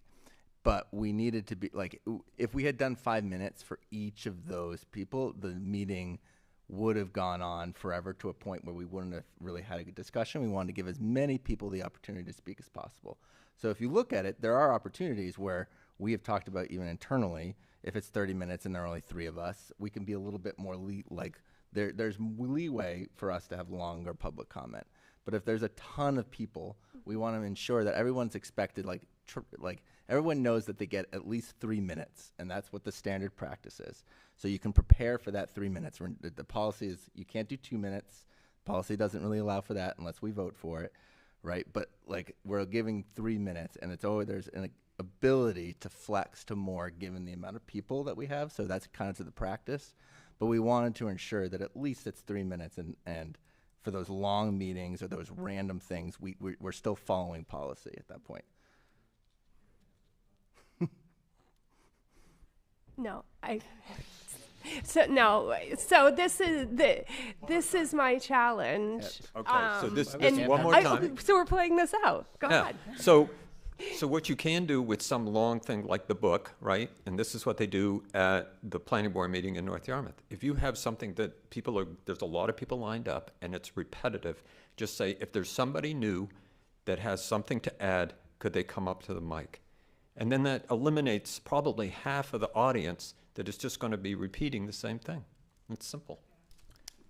So I want to honor the work that's gone into getting us to the second read. And sorry, Jesse. I mean, if people want to vote it down, that's fine, and I think we can vote on it. I just want to say I think we were very intentional about this. It was very well researched. I mean, we could have chosen different time periods, but this is well in line with almost every other school board in the entire country. And, for better or worse, we're going to operate in a similar way. I recognize that there are people who have a lot to say and like to come to a lot of meetings, but I think we very intentionally put things in this policy to make it very clear that outside of these meetings, we want to make ourselves available. We don't want to run everything through the superintendent or the chair. We want to give people opportunities. And in my experience, the people who have the most impact on either the turf field or other issues are people who have spent the time to connect with me outside of a meeting so I could bring something to your attention or Jeff's attention or to the policy committee or anywhere else. So I would encourage folks who are interested to reach out outside, to be willing to meet with a school board member and not to, use profanity at them and tell us that we need to, tap dance. We're here, and you're right, we're showing up for these meetings. I'm showing up for coffee with people. I'm talking with someone tomorrow who has a concern because I really care, but these meetings are focused on, addressing agenda items often for work that has been done in the safety committee, in the curriculum committee, in the policy committee. and folks are welcome to show up to those. Those are all public meetings as well. So, you know. But Jesse, you could test because we're specifically talking about policy. We could do within that policy what was just suggested. The policy would allow exactly what Bill just suggested, and that's the flexibility of it. It's that same kind of thing. It's holding us to at least. Right? Yeah, it's a minimum standard that every other school board across the country has. So even that test against it, you could still do. The policy wouldn't prevent you from doing that. So I think, again, read what it is and what it doesn't say, I think is really important. Well, and there's also the human element. I mean, there are clearly people who do struggle to get the words out or speak slowly by nature. And that's where common sense comes into play. And it goes 15, 20 seconds over. You don't, take the giant hook and pull them off stage. So I think that the way the policy is written, if it is clear that the person just needs just that last little bit to kind of get the last out, and you can always say, we need to stop it there, but I really want to hear more, so that's how you're following up. So I think within the spirit of the policy, we're not going to be total jerks, but like you said, you also have to be careful because other people will abuse that, sadly. And it's not just about the folks who need that extra little bit of time, it's the folks who are going to take advantage of it. Yeah, and I just want also a well-functioning board, as we've all made agreements to each other about what that means and what that looks like. And I think that's also one thing that we've talked about, trying to do a mid-year retreat again, and so we can revisit some of these practices and how it's going. But for me personally, when I was voted in to be chair again, thank you. We talked this summer about, ways in which what you could expect from me as chair, and I don't want to change that without, conversation in agreement with how I would then, run the meetings, because there's enough unexpected things that we deal with on a day-to-day, moment-to-moment basis as it relates to this. And so I just want to make sure that the board members and administrators know what to expect when they come in to these meetings. So Jesse, to your point, second read, our vote tonight is to adopt this policy. I haven't heard that yet if there is an amendment on the table. So if there's no other questions, do we want to do a vote? Okay. Sure. All in favor? Great. It's unanimous. Thank you. Okay. Next policy. Can I have a motion to approve policy BEDH, broadcasting tape? J. See, somebody else needs to read this. BEDJ, broadcasting taping of board meetings as presented. So moved. Thank you, Jesse. Can I get a second? I'll second. Oh, thanks, Kim. All right, do you want to present this one? Yeah, so this we're striking one paragraph. So I think we were advised that we could basically get rid of this entire policy if we wanted to, because everyone has cell phone cameras now, but we thought it'd be useful to keep it. But we're getting rid of that paragraph about the chair having to announce that something's being recorded, because in these meetings we're being recorded already. And so if somebody else has a cell phone out, and this policy, when it's originally written, was more for people with video equipment like news stations and such, but everyone has a video camera in their pocket now. So yeah, striking that paragraph, and then that little change in the last paragraph, the chair will enforce the provisions of this policy. Yeah, so that if somebody's being disruptive with their recording equipment, we can tell them to stop. But otherwise, basically anyone can record our meetings at will. Great. I mean, not great, but here we are. Yeah, the expectation, I guess, is that we are being recorded in these meetings. Right. Any questions, comments? Get in there. So a question, which I already brought up with Jesse, which I'm sorry, it only occurred to me when I was reviewing this for the second read, was around committees, because we had this conversation around how we're being broadcast here in our full board meetings. That's not necessarily the practice in committee meetings. And, you know, so just wanting to have some conversation around if someone was attending a committee meeting and recording that meeting, are there considerations that we need to make with regards to this policy? Yeah, so as written right now, if somebody comes to my policy committee meeting, they don't have to announce to the chair, which I guess is me of the policy committee, that they're recording. So I think as written, basically someone can show up to any of our subcommittee meetings and just be recording and not have to announce it. And if their equipment and cords and microphones get in the way, I suppose you could kick them out. But I don't know, Tim, did we talk through this hypothetical when we were going through this? Okay, please refresh my memory.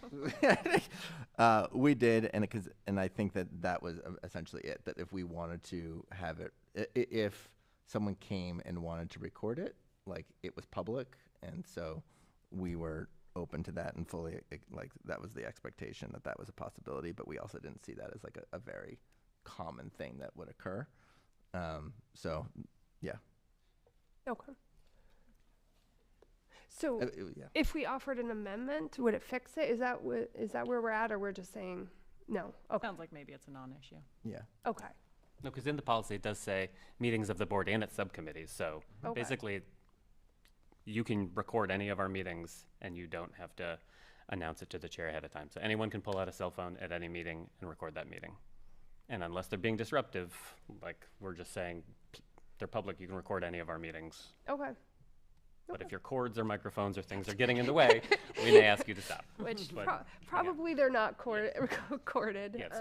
Okay. All right. Sean, go ahead.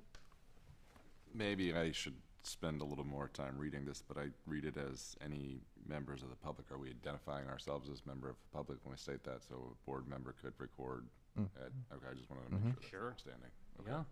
All right. I didn't know if there needed to be other language to identify individuals on the board. No, I mean, Maine's a one-party state, so if you're a part of any conversation or meeting, you're allowed to record anyways, so, you know.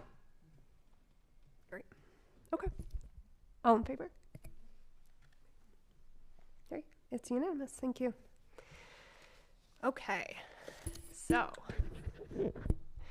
the next motion is to authorize the superintendent or designee to formally invite the town of Cumberland and the town of North Yarmouth to collaborate on issuing a joint RFP for an enrollment projection study and to coordinate the scope of work, cost-sharing framework, and vendor selection process with the participating municipalities. See, I can't talk tonight. Did you make is that a motion, or are you just that is a motion. Second. Oh, actually, yes, so sure. Moved? So Where moved. do you want me to Okay. go? So yes, moved? perfect. Can I get a second? Second. Okay, thank you, Sean. Okay, so as we discussed at our last meeting, we had discussed wanting to have like a more of a formal like invite going into the joint meeting around this enrollment projection study. And while in the past we've used this wonderful resource, we don't think they're really available to do this work, and it's probably a time as the new legislation is passed and the town's looking at more developments that we really would like a further study that engages maybe other firms who've done this work in the past and put out an official RFP and invite the towns to be part of that process. And, I was reflecting back after our last meeting that even the end of Rebecca Wendell's presentation in 2024, the last slide literally said, when your projection numbers seem off, it's time to do a new study. And I think that was what we reflected on during our last meeting, where some of our numbers seemed off from projections, and especially as we're continuing to look out at the growth of our district and reopening these various buildings, that we want to do this a little more formally with the towns. And so going into our joint meeting in 2 weeks, we wanted the board to go in with something a little more formal to that.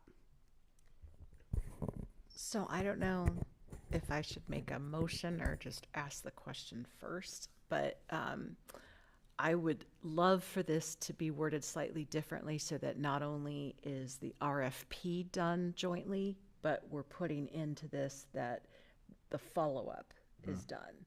so that we know that the towns understand what the report means as far as enrollments, and therefore it's not just like, oh yeah, we've all looked at it.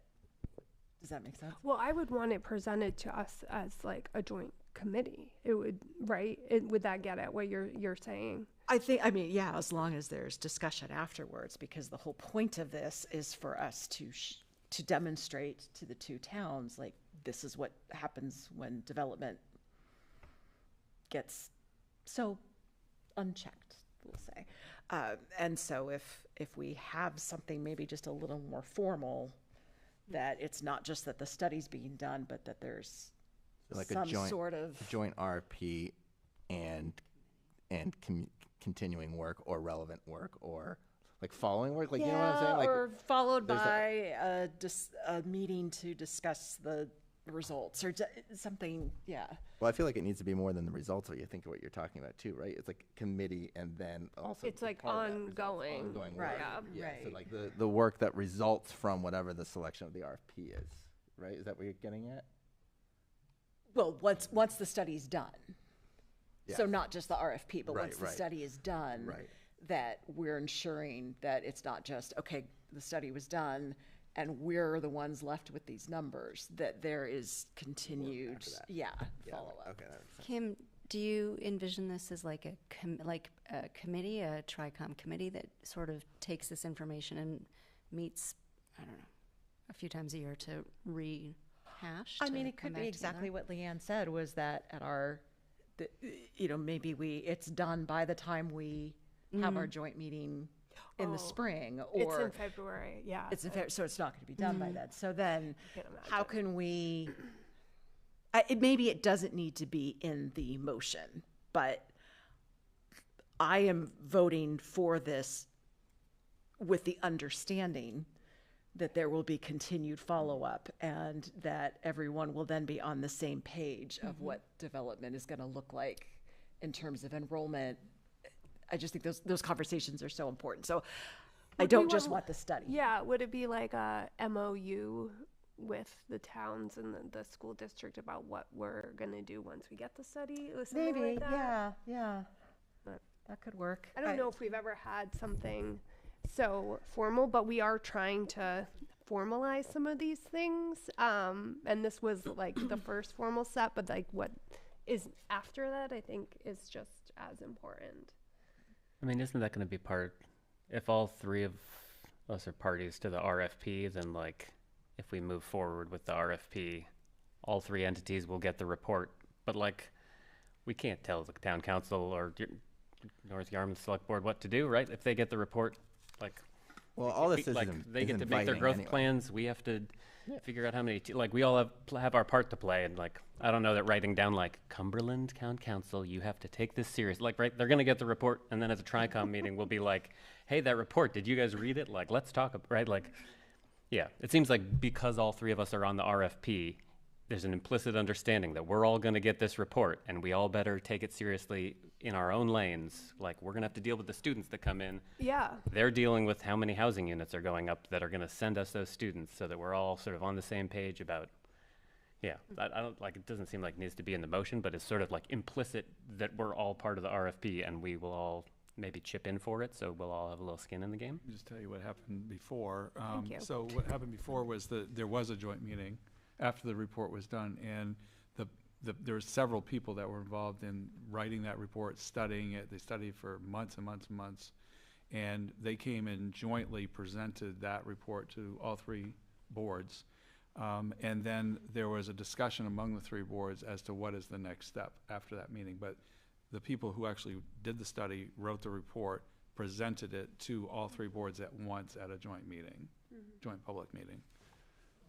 So I would suggest that would be done So the again. results would be presented to all of us at the same time. It wouldn't just be like, hey, Cumberland, did Because you there's get a the lot email? of discussion and questions. I just remember there was a lot of Okay. questions that people had. They had Okay. points to make. It was very well done. And then the SAD, the boards after that decided to do their own, studies. 3 more were done after that. Right. Okay. Without the 2 towns. But that All right. that first one with the towns, that's how it worked. And it worked really well, I thought. Yeah. No, I mean, that sounds great, and as long as that's happens. Yeah, I'm usually, very happy about like that, even with yeah. Rebecca, she would have, she's always come and talked about those reports. I would assume that whoever is doing this report will want to come and present. That's kind of the expectation, and then take questions from all three boards at once. Okay. Annika? So just throwing this out there, and credit to Michael Sweat, I think, from our last meeting for some of this language, but I wonder if we could put something like to collaborate on growth management planning, starting with issuing an RFP. I don't know. Proposed amendment.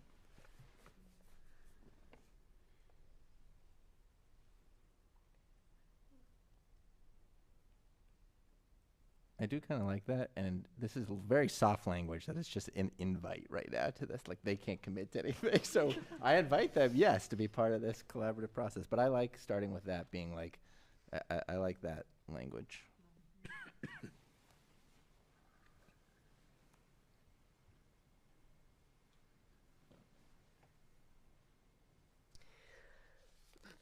So I would just, if we were going to put a new language forward, it would say, after the town of North Yarmouth to collaborate on growth management planning by issuing a joint RFP. Starting by. But starting by. Okay. Starting. That's it. Starting with. Is this the time to mention the 110 acres in North Yarmouth is sold? God. Did you want me to tell you that? Is this the time to tell you that Tuttle Road has water and sewer, and that according to LD 1892 or whatever, that there's 3,000 buildable lots on that road? Oh yeah. 3,000? If you divided them all up into the build up? smallest section, there could be 3,000 plus new buildable lots. It's a lot of like large parcels, but this is why we could have a lot more students in the future if people sell that land and divide it to the smallest possible size. Wow. I thought she may have just been leaving. Crying in the I'm out. corner. And she's done. And that's it. And she's out. Thanks, Jesse. 8 o'clock, I'm just out. walking out. She's done. Can I also just mention that on Monday night, Bridget Perry will be going over the implications of this and answering questions. So if you're interested in what this all means, come Monday night, Town Council. Yeah, and I think we, so just so the board is aware, the chairs and some of the vice chairs are meeting, I think we figured it's Sunday, to draft an agenda for the meeting. And we did want to ask to have a bit of our session of the TRICOM meeting to learn a little more about, whatever it's called. Jesse knows. LD 1892. Thank you. I think. Thank you. So to have that as part of the joint meeting as well, just so we're all hearing it, we thought would be helpful. But yeah, so we're working to draft that agenda. And it's being hosted by the town of Cumberland, so it is like whatever their agenda format. I know some people had questions about comment, and I'm like, I don't know. I don't live in the town of Cumberland. I may have gone to one council meeting, but I don't recall. And I will unfortunately not be there that night, but I will watch it after, and I will help put together the agenda, but I will not be at the TRICOM meeting. I have another engagement that night, unfortunately. Okay, so right now we have updated wording. Do I need to stop the current motion and put a new motion? It sounds like Annika already put that as an amendment, so she already made a motion to do that. I would go ahead and vote on that. Okay, does that need to be seconded or anything? Second. Okay. And then voted on, and then go back to the main motion. Okay. Yep. All in favor of adding the amendment? Okay. It was. Great. It's unanimous. Thank you. Can we vote twice? You're going to get a chance to. Okay, so we now have an amended motion. We're going to do a formal invite. I guess it would maybe be in the form of a letter that we would send to them before the meeting, and then we would discuss it at the meeting. And that would be a good process. So we're not surprising them with this. We'd let them have it beforehand and then have it discussed at the meeting. Okay. Any other questions? All in favor? Great. Awesome. 2 weeks from tonight, Cumberland Town Office. Okay. Superintendent's report. Yes, here I am again. This report's a little more lengthy. I also have wrapped in the NESDEC report into this. But I'll start with a few highlights from the schools. The annual appearance of Mother Goose. That is actually our assistant principal at the Wilson School. She dresses up as Mother Goose and goes around and reads to students. Also, Picture Day has been in all of our schools. The grand event was actually held last night, and here is a still photo, or a video. Oh my goodness. You can see how many people come to this. This is a very popular event, and so this was just set up to kind of show you how many people come in and out of here, and this is just the library at the Wilson School that you're seeing. So there's people all throughout the building. Do we have a TikTok account? What's that? Do we have a TikTok account? Is that a No, TikTok? but I believe that Melissa that somehow got that up there on TikTok. It's gonna be viral pretty soon. Any dances? Actually, I'm sorry, this is from the PTO. Okay. Supplied this, so I don't know what they have. Maybe they have. Okay. So this is just, it came from them. Anyway, it just gives you an idea. So October, I think it's been mentioned before, Mrs. Gervais and Mrs. Rothbart's 5th grade students are excited. They've been working on it. It's October, raise awareness about homelessness. This is something that actually they do annually, providing an opportunity to supply people in need with their #1 item, and that is socks. Lots of people do not have socks who are unhoused. So during the month of October, these 2 classes have done this in the past and are collecting socks, hats, mittens, gloves as it gets colder. Those are then delivered to Maine Needs, the local Maine organization that coordinates these items. So appreciating any donations, both for children and for adults for the project. And at GMS, there are boxes that those donations can come in. So I know that word has gotten out at the middle school.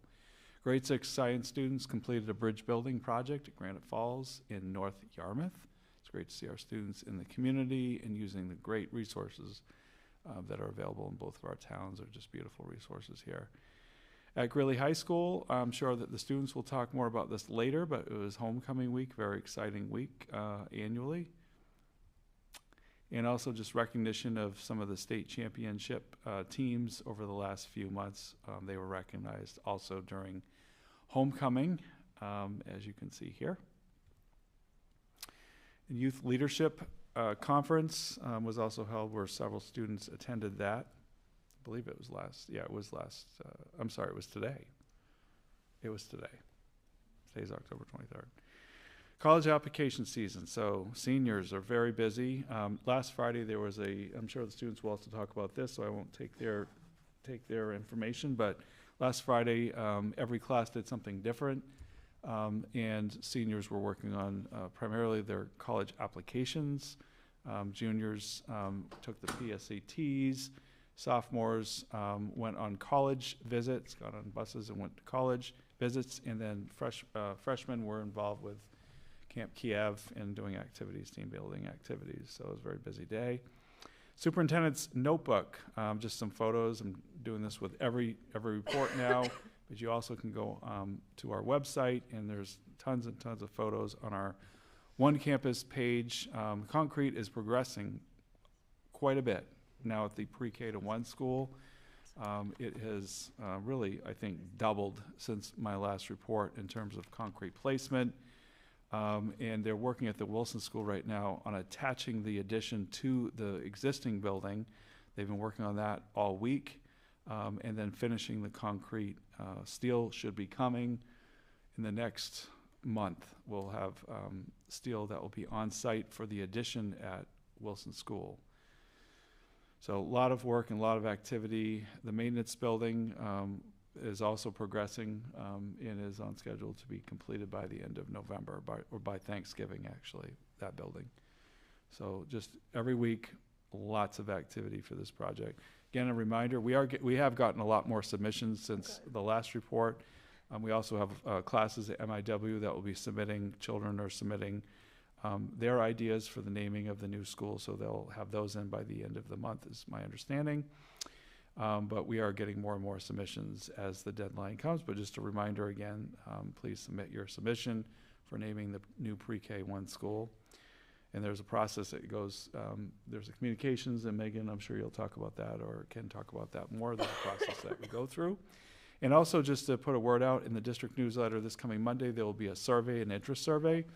We'll be inviting staff and parents to be involved in our transition committees that will be starting in November and into December. We'll be starting those. Those are 18-month committees. The principals of each of the new grade spans will be facilitating those committees. Those committees will have anywhere from 10 to 15 people on them. But we are inviting parents and staff to let us know if you're interested. The times, the dates, all of that will be in the survey. So people can look at it and see that it's already pre-populated, see if they're available or not to participate. Those are after school hours. SRRF, I'm going to have Scott mention this since he's been heavily involved in getting this done. So we have 2 projects that have are being submitted. Yeah, so the school revolving renovation fund, we've had success with that on 2 projects so far. One was the major window and door replacement at Mabel I. Wilson School, and an HVAC program there as well. And the program affords the district the ability to go through the main bond bank, and approximately 50% of the principal is forgiven, and it's a 0% interest bond for 10 years. So it truly is free money for a portion of this, a large portion of it. So what we're doing is 2 applications. One is going to be for the chiller unit at Greeley Middle School, which we've talked about at facilities, and we've had some conversations through finance at times that it's a major cost item that's about $1.3 million, and we're hoping to get that funded through the school revolving renovation fund, in which, half of that, approximately $650,000 would be forgiven, and we would pay the other half of that at 0 interest.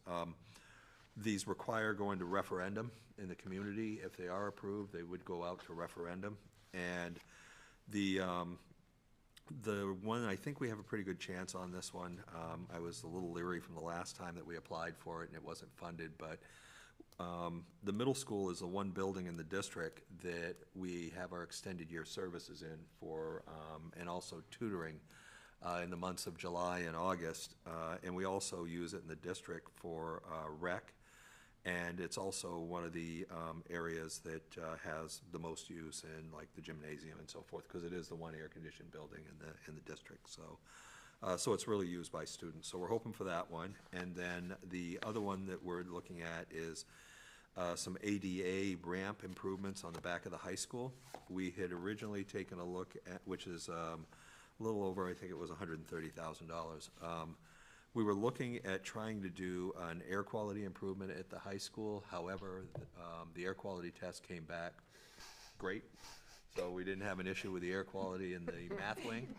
So we are, so we had already upgraded the, or have a project to upgrade the science wing this coming summer. So, so there won't be, we wouldn't be approved for anything on that because we don't have the supporting documentation to support that. So both of those applications will be submitted. The school revolving renovation fund, the only thing that's being afforded for received applications in 2026 is for priority 1, which priority 1 is health, safety, and compliance, which would include, things like a structural roof repair, not a membrane repair, but a structural roof repair, health and safety issues that might deal with ADA, issues on the building, and also would be things such as air quality improvements. So we're going to try to take advantage of this. The maximum loan amount is $2 million per building every 5 years. So we've already done a large amount at Mabel I. Wilson School. We still have some, movement to that if they do open up priority to maybe in next year's applications. we could look at doing some more window and door replacements possibly, or some other window and door replacements across the rest of the district.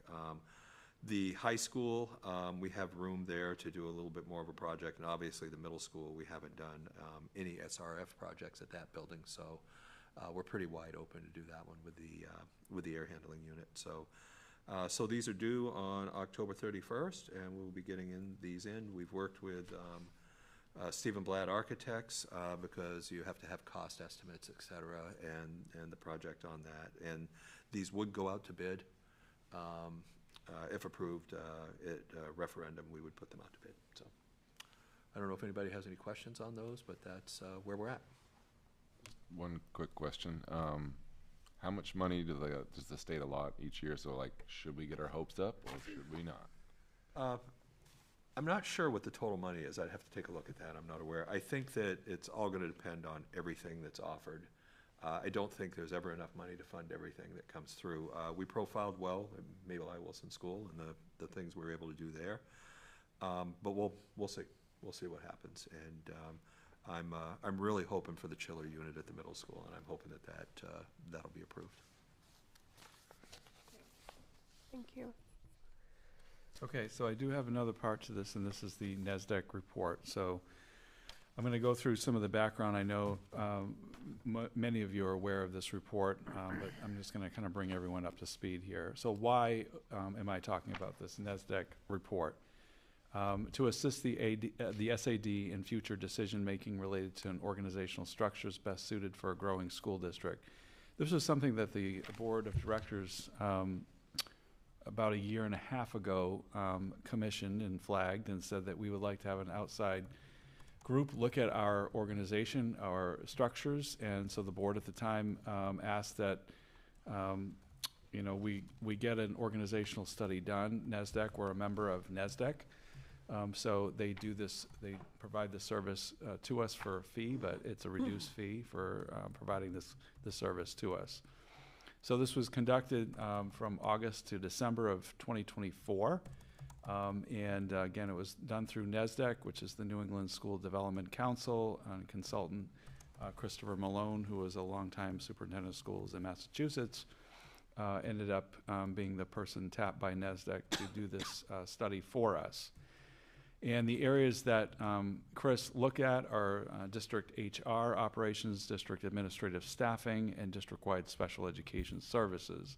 He looked at a whole number of things. He started with a kind of a desk audit of all of our materials, strategic plan, enrollment projections, annual reports, stakeholder surveys, website, and a whole bunch of other things he asked us to supply to him so that he could have a background of our district since he wasn't familiar with it. He's an external independent consultant, obviously. He did an on-site visitation to familiarize himself with the district and also to meet various individuals, mostly in leadership. He did an initial survey, a written survey that was sent to all district leaders and supervisors about these three areas, or actually those three areas we determined through this survey, I should say. And then he conducted follow-up interviews with 25 members of the leadership team, operations supervisors like food service, technology, transportation, custodial and maintenance. He also met with parent leaders from PTO, Foundation 51, and the association or union leadership as well. So those 25 interviews, he did those individually for the most part. I think he might have done a couple of interviews with 2 people in them. The conclusion, he submitted that report to me in December of 2024. I did provide or share that report with the board earlier. However, I also mentioned that we were working, the leadership team was working on the recommendations that he provided. There was a lot of recommendations that he had in that report, and that I would get back to the board once those recommendations were completed, and so I am doing that now. So the leadership team's been working on that for about 9 months. They started working on that in the winter of last year after we got the report. So I am going to go through this, and there is a lot of material in here. You also have the report in your packet.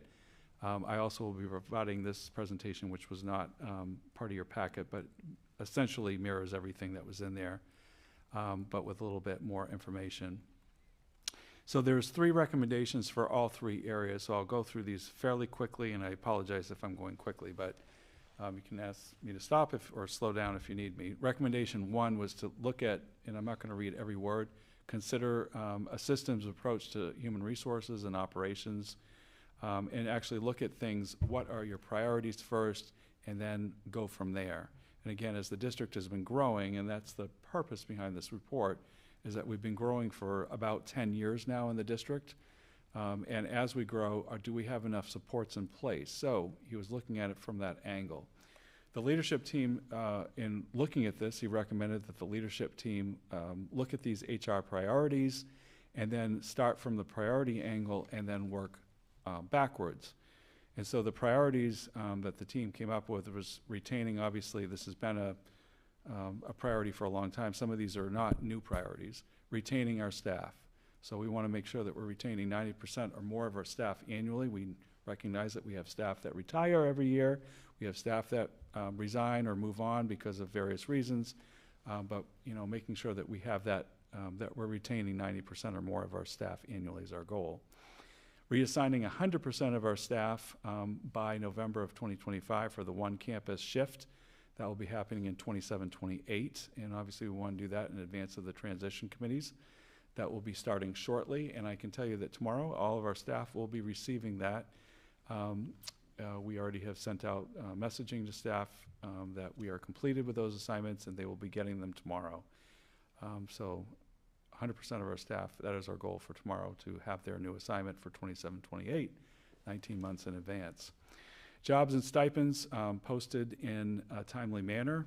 Updating all job descriptions. Many of our job descriptions were there but needed a good update. Continue reducing staff time spent on mandatory trainings and really just looking at efficiency. We have a lot of trainings. Many are required by the state of Maine, but we know we can do them more efficiently, and we've been working on doing that. Continuing strategic planning, obviously for student enrollment and staffing, which is something that we've been doing for 10 years, but that continues to be a goal of our district. And then consistent messaging for all of our staff, and I'll be going into some of these in a little more detail in just a moment. So the second recommendation from this report was considering a full evaluation of existing HR resources, protocols, policies, handbooks. And one of the things that we don't have or didn't have until recently is a handbook, and that was something that specifically when I talked with the consultant, that was something that he really recommended, that we have not just a handbook or procedures at the school levels, which we did, but was to take everything and all of our practices and procedures that we have at the district level and put them into one place. So I want to give a lot of kudos to Scott Poulin and Melissa Porter for putting this, and I know there are other people involved in this, and I don't want to leave them out, but this is our draft HR handbook, and I'm not going to obviously go through every page, but there are so much. It's a very service-oriented model. That was the goal, is to make it service-oriented so that we can provide our staff with all kinds of information, including, hey, who's this? Who works at the district office? Who's your leadership team? And not make all these assumptions that all of our staff know this. Obviously, our new staff, we do orientation and onboarding, but there's a lot of information that we're throwing at them, and just having all kinds of stuff in one place. What do you do? How do you get a conference? What do you do for payroll if you have a question? All those things. And this was an important recommendation from Chris Malone, is to get all this in one place, in one document. So we've not shared this out with our staff yet. Our leadership team has just gotten this, and this is actually hot off the press. So this is something I'm sharing with you tonight, but it certainly is not completed, but it is really, we're getting there, and will be shared out with people as we get it completed. So an important, I think, huge upgrade for our district, and a great recommendation. Recommendation 3 for human resources, consider developing a more defined resource role for the district. And really, where does HR fall into this as we grow as a district? What is that organizational structure? So we have job descriptions for something that I've actually introduced a year ago to the board, and I'm reintroducing it tonight. This notion of a director of business services, which is Scott's role, and a human resources coordinator, and finance manager is not on here because it's not part of the HR function, but that was part of the district reorganizational chart. Just to kind of give you a visual of that and what I'm talking about, and this is not the whole org chart, but I took the org chart that is relevant in this particular instance.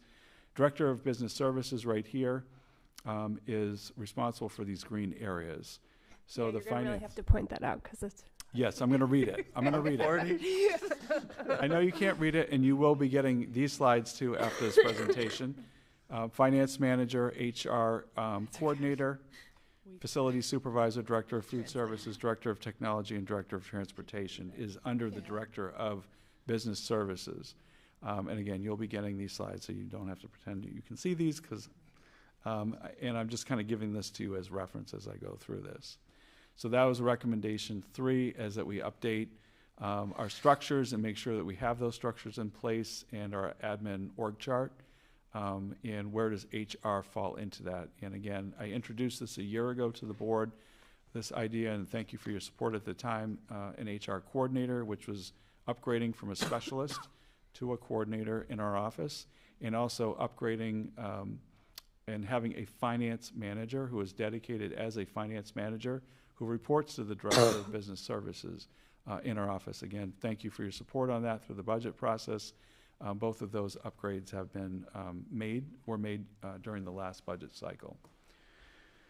So moving into administrative staffing, recommendation number 1 was first look around. And that's, again, you have this information. I won't go through all these links, but there is a community comparison link in your materials.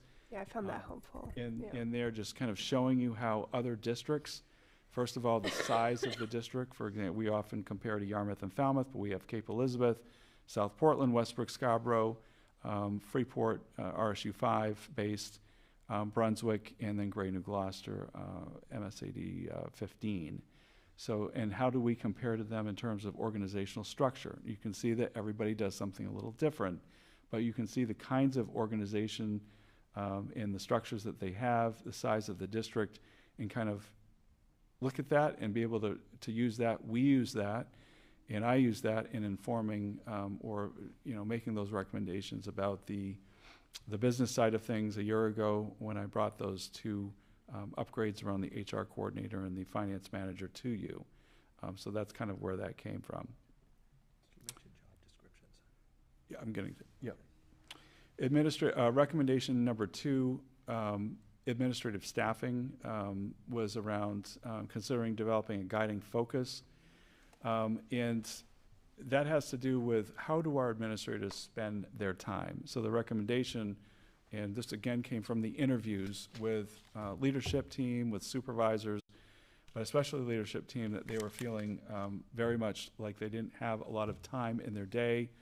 Some of it, he acknowledged, was the one campus model. Our administrators are really essentially doing 2 different jobs. Chris talked to me about that at length. He said that a lot of the feedback he got from administrators is they were not just leading and managing the schools and their departments on a day-to-day basis, but for several years now, as we've been talking about a one campus and then all the work that goes with it, they're acknowledging that they're spending a huge amount of their time planning for something that is happening in the future in 27, 28. So essentially doing 2 jobs. So a lot of what he recognized is that they were saying we have too much to do and we don't know what to do about that. So one of the recommendations that he said is to go back to basics and actually have administrators map out their day and what are they actually spending their time on.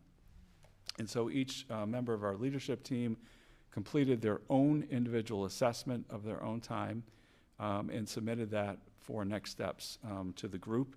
I'd like to give a lot of acknowledgement to Mari Trebelcock. She has been doing a lot of leadership on the administrative staffing end of it. And for recommendation 3, Mari worked with the leadership team and over multiple sessions getting to this recommendation, which they're all connected, which is a root cause analysis. So Chris recommended that the leadership team do an in-depth root cause analysis of the pieces and the components around administrative staffing. And the group identified through their own individual assessment and then through group conversation and assessment that there are two areas that were really consuming their time as they're looking at leading and managing on a day-to-day basis, and then all the planning that goes forward.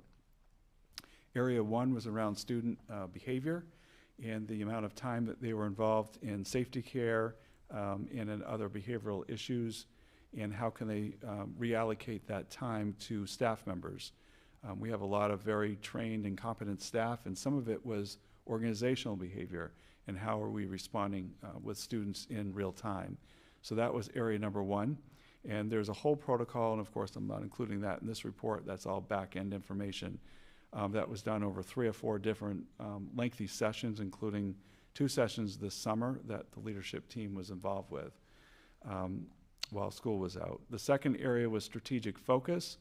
And again, you know, getting to, and there's a whole protocol that we went through and that you kind of go through to get to the root cause of this is what's happening, why is this happening, and how can we actually start making changes in our behavior, not necessarily the organization's behavior, but in the leadership team's behavior, and how do you handle these things.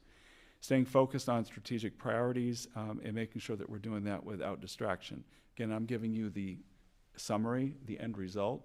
There's a whole protocol that went into this and multiple sessions to get to these places with our leadership team. But again, this was a recommendation from NASDAQ to spend time on this, and we certainly spent time on that over several months. The third area was special education services in the district.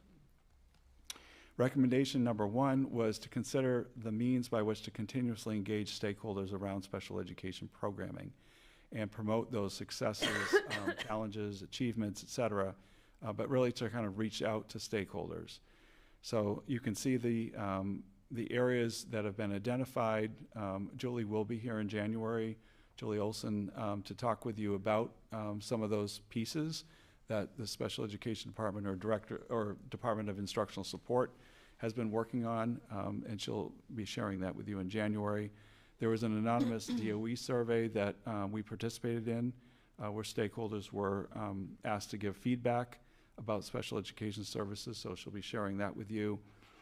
Annual district survey, obviously there are questions in that survey for parents and staff around special education, and that information will be putting that survey out again in January. Starting in January, you'll get those results. And also the department will be working with schools more closely around highlights that involve special education, students in special education, and making sure that those are put out in those school newsletters so that we're not leaving a segment of our student population out in our staff population. And finally, you know, and you'll be getting a lot more information about this from the pre-K work group that Julie leads around a pre-K survey that will be going up and follow-up sessions with stakeholders that'll be going on this fall and winter as well. And again, Julie will provide that more information in January when she comes to visit. Recommendation number 2 for special education was considering a more specific special education staffing study. So Chris and I talked about this. He had made this recommendation and decided to keep it in the report, even after we talked about it. There was a study that was done. It was called the APUDA report. It was done in 2013. That report yielded a lot of recommendations that were worked on for about 3 or 4 years after the report was completed. We didn't feel that we wanted to move forward with that in terms of commissioning another study on that, considering this has already been done once over the last 10 years. However, it's something that Julie can certainly discuss. She and I have discussed it. We didn't feel it was something we were recommending going forward. Chris was kind of on the fence when he recommended it. He recognized that we had done a study like this before, and he didn't feel strongly about continuing with that or recommending it, except to put it in the report. And then recommendation number 3 was considering additional training and criteria setting for IEP teams in making sure that IEP teams are shored up to have all the information and tools available to them in making decisions about individual students. And again, you can see the progress and some of the ideas that are being worked on in this area. There's ongoing training for IEP teams. Julie will talk more about this when she visits.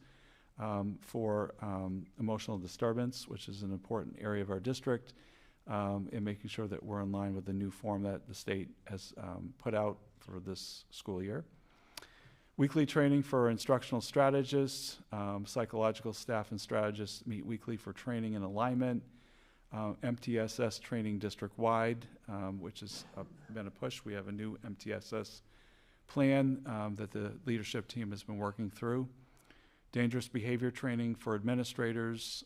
There's a dangerous behavior law in the state of Maine, and continuing that training to make sure our administrators know how to respond when those complaints come up. There is a provision in law where complaints can be made by staff members. Internal and external staffing meetings for students that have heavier needs. So those are all pieces that have been taken from the recommendations. And again, you'll hear more from Julie on specifics on some of these things when she visits with you. So that's kind of the summary of the NESDEC recommendations, what's been going on since those recommendations were provided to the district. And I just wanted to give the board that update. And again, you will get these slides in addition to the whole report and the recommendation sheet that was provided in your packet as well. But you'll also get these slides.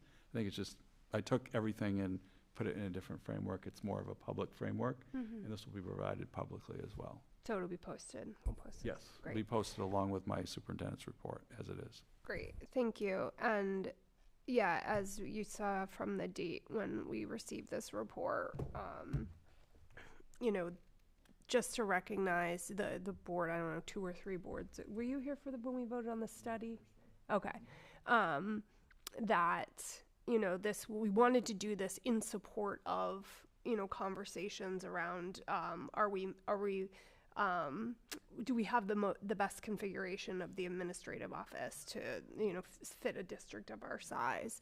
And then, you know, sharing all that you did tonight about what's happened since you got the information from the study at the same time that we've been going through this whole district revisioning through the One Campus project. I just want to recognize, like, wow, it was a lot that you just shared that you've taken and tried to learn from the study and implement. At the same time, all of the One Campus work has been going on as well. So I just wanted to recognize that. I'm sure board members have questions. Any follow-up on questions or comments about what has been shared? Or Kim, either way. Go ahead, Annika.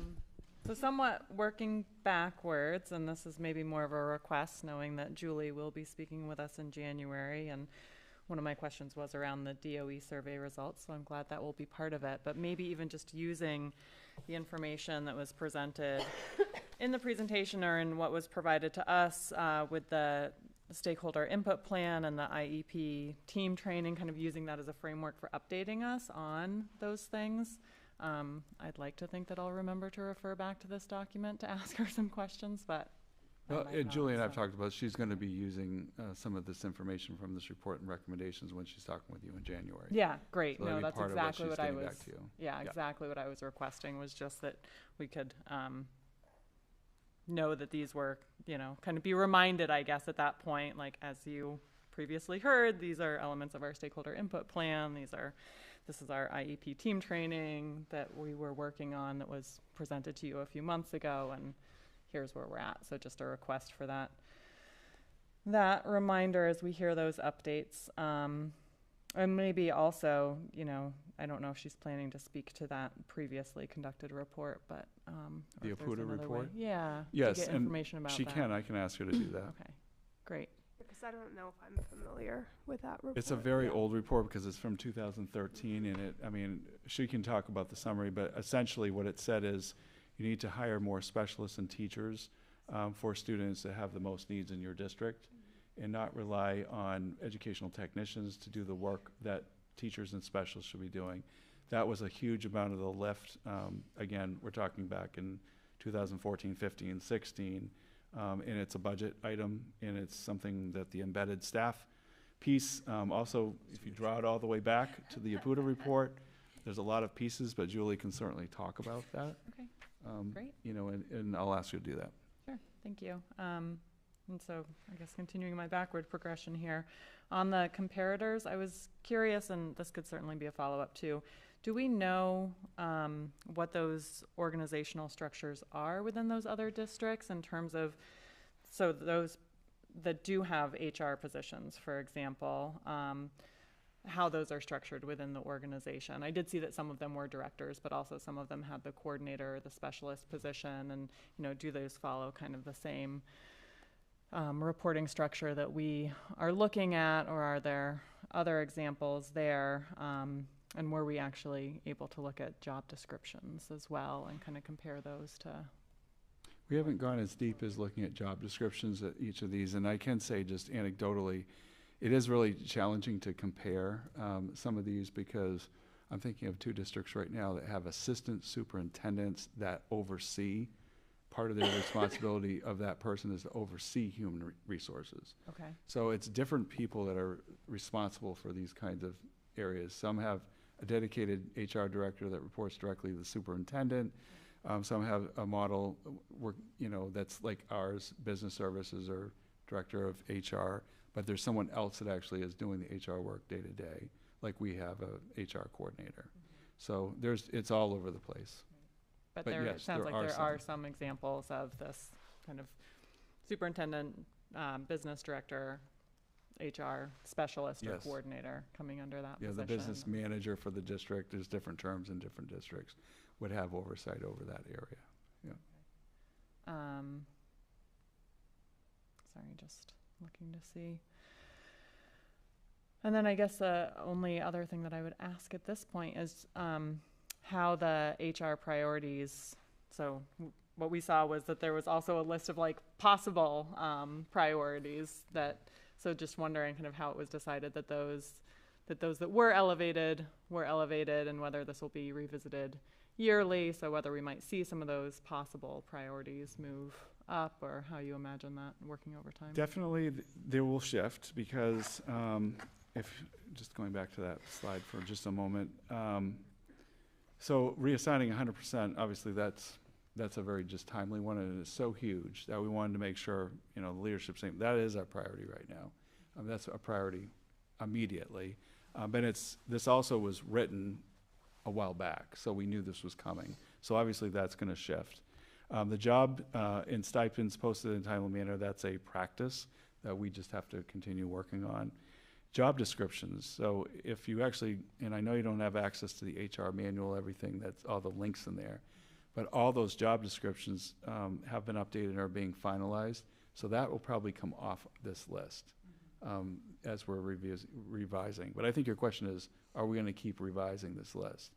Yeah, are those possible areas, and I understand that there may even be some changes there, but is the idea to continue revisiting and maybe elevating some of those things that were just under possible, onto the priorities as you go?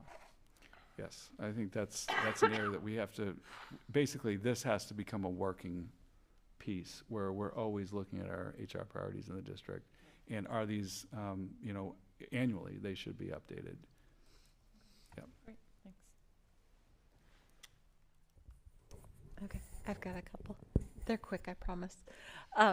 Is the HR handbook something that will be posted on the human resources page, or is that strictly internal? We have not discussed that yet. It's still in draft form. I think, Scott, I would think it would be under staff resources for our staff. So staff resources, That's not what under I think it would be HR. underneath our staff resources page and be posted there. Okay, thank you. In the sheet in our packet, the NESDEC recommendations, just the one pager, the link for the administrative organizational chart is the same as the human resources job description. Yes, So I know. I talked to Melissa about that. We got to update that. yeah, so I just want to make sure if this was replicated, Yep. that was fixed. I did say And that. then, because I do that. And then up there was an assistant principal for 5-8. Is that I must have missed it. Is that an additional?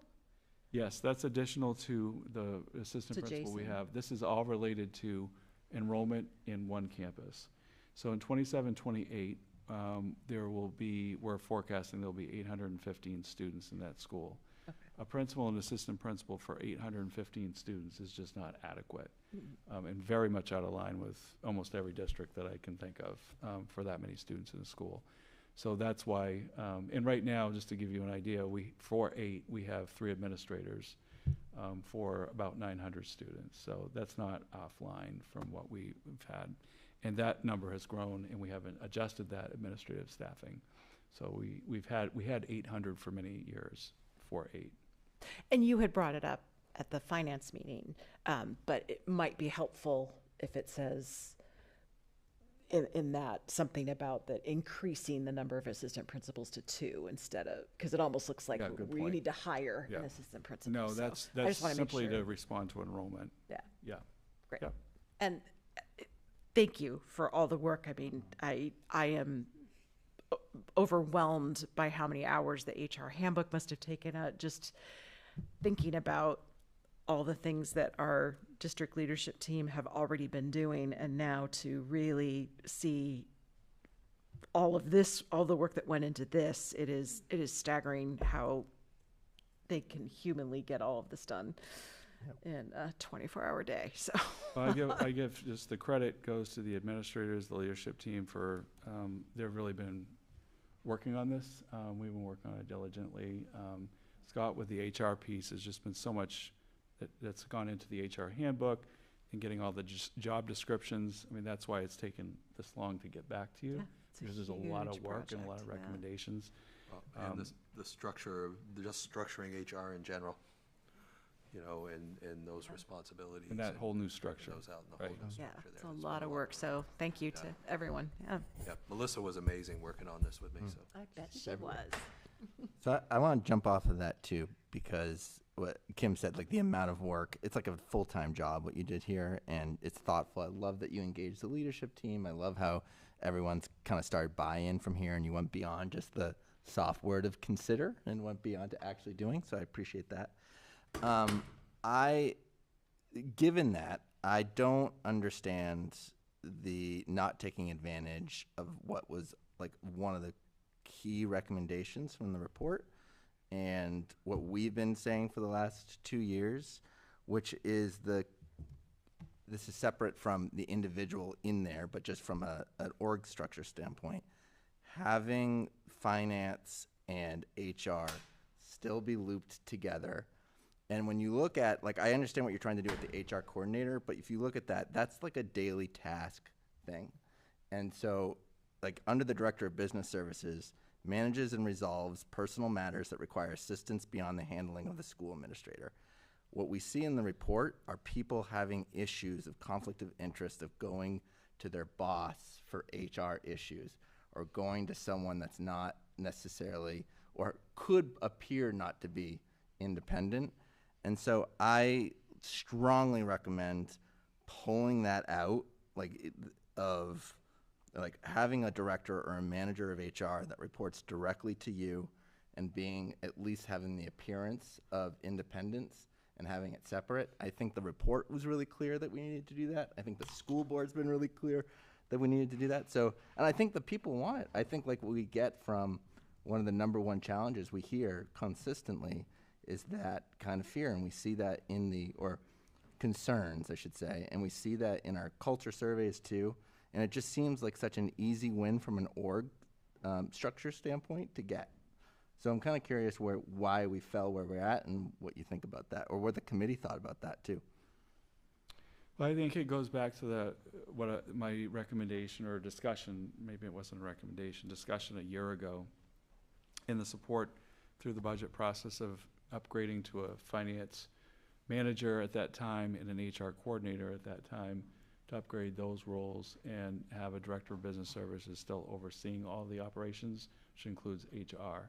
So what you're talking about, Tim, I think would be almost a different structure completely, which would then cause us to revisit some of these other pieces in the org layout that we have. I mean, I will tell you that I'm only throwing this out. I'm not saying that. This has been part of a discussion in previous boards where, there's an assistant superintendent as the district gets bigger who might be actually overseeing some of these areas, for example. That's just another way of looking at these things. I am not advocating for that, even though both towns have an assistant manager.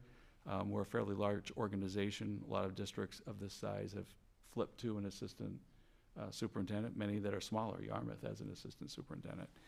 Cape Elizabeth, which is much smaller than us, has one. But those positions oversee other areas too, that you would say, for example, curriculum. So there's different ways of looking at this, I guess is what I'm trying to say. And to consider what you're saying, we would then have to go back and revisit, I think, this idea of a human resources coordinator, a finance manager. Where does that role fit into the organizational structure?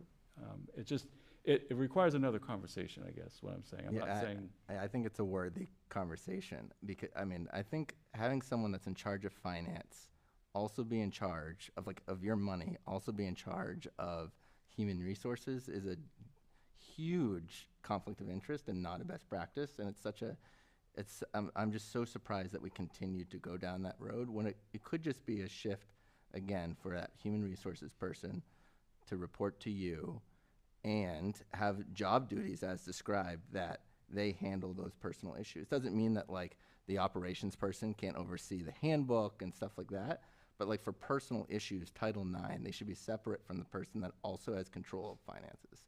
That just seems like an obvious thing. Title IX is separate from the person who handles the finances. Yeah, Title IX is handled by Julie Olson. Under your job description, under the director job description, Title IX issues are in there as a job description to consult with. I'm just looking at the job description, so I'm not putting it personal to Scott. Okay, I hear what you're saying. It's there's an involvement there on some personnel matters. Yeah, there's always got to be overlap between the officer for Title IX in the district is, and it can shift from. It doesn't have to be a particular person, but right now it is Julie Olson happens to be the officer for Title IX. Yeah, and I think this, and Annika, I don't know if this was also some of your questions before about the structures of these positions. I guess I am familiar with an HR reporting to a finance operations position. That's something I'm actually pretty familiar with, in the business world. So I guess they could report to them, but I think that handles who handles the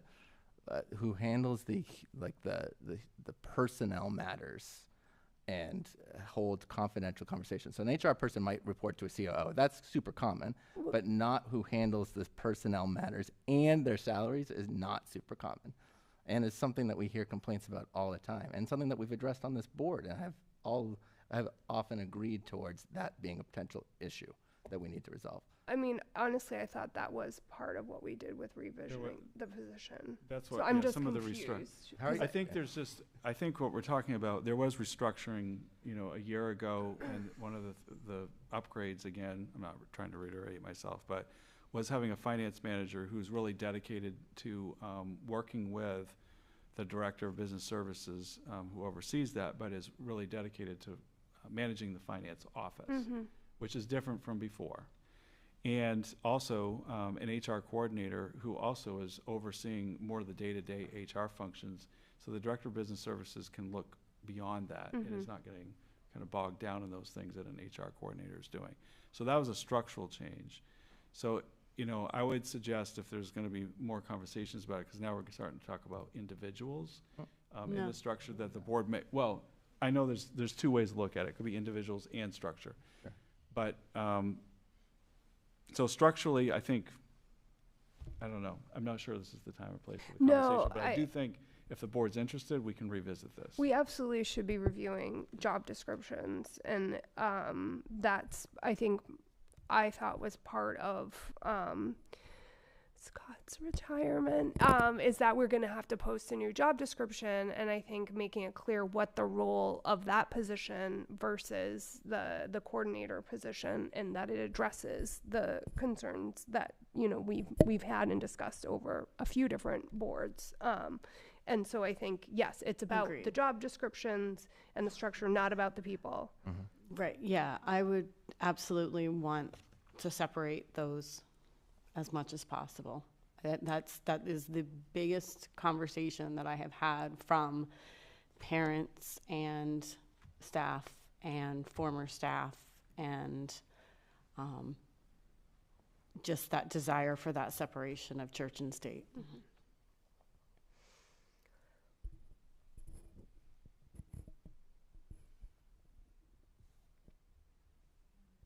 Other questions? And so we will be sharing out job descriptions, just as a follow-up, right? I mean, there. So the job descriptions for a couple of the positions are already available to you. Just go to that slide. So it should be in that spreadsheet already. I think Tim was referring to, he had already looked at one of them or two of them. So Yeah, the Director of links work Business, up PDFs. yeah. So these are current job descriptions. You got the HR coordinator is also in here. We also have the finance manager. I didn't include that on here, but I believe I've shared it before. I can share it with you if you need to. But again, this is part of that restructuring we talked about a year ago.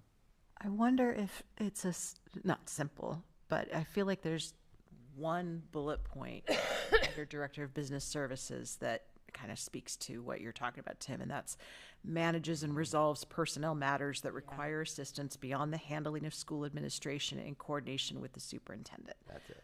Can that be moved to the human resources coordinator job description? If we just move that one bullet point over, would that? Yeah, I think that's at the heart of it. I mean, you could even add, there's that. You could even add in that sentence beyond the handling of the human resources coordinator, but you would have to add something like that on the human resources coordinator job description as well. The other thing that I would push for, but I'm not as pushing as hard as what we're just talking about, is for them to report directly to Jeff.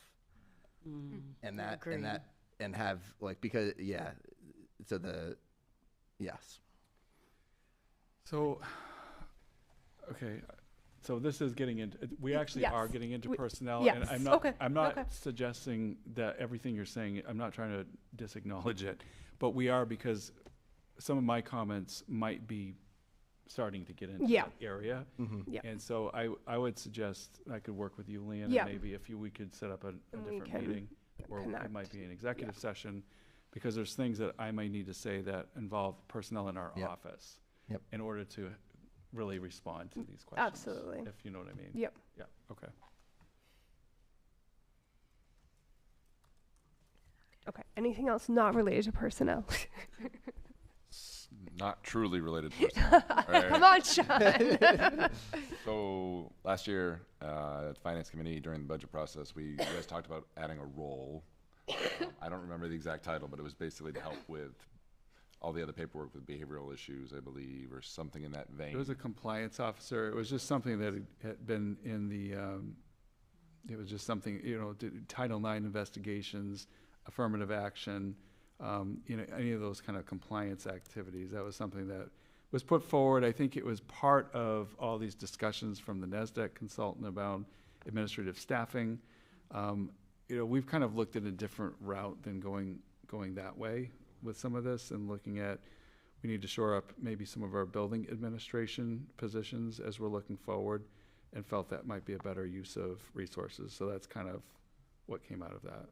But I appreciate you bringing that up, Sean. Yeah, because that was something. I was like, I didn't see it in there, and I was like, no, we talked about it. I just can't remember what it was called. Yeah.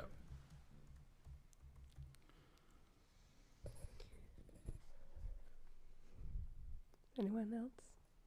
Okay. Thank you. Thank you.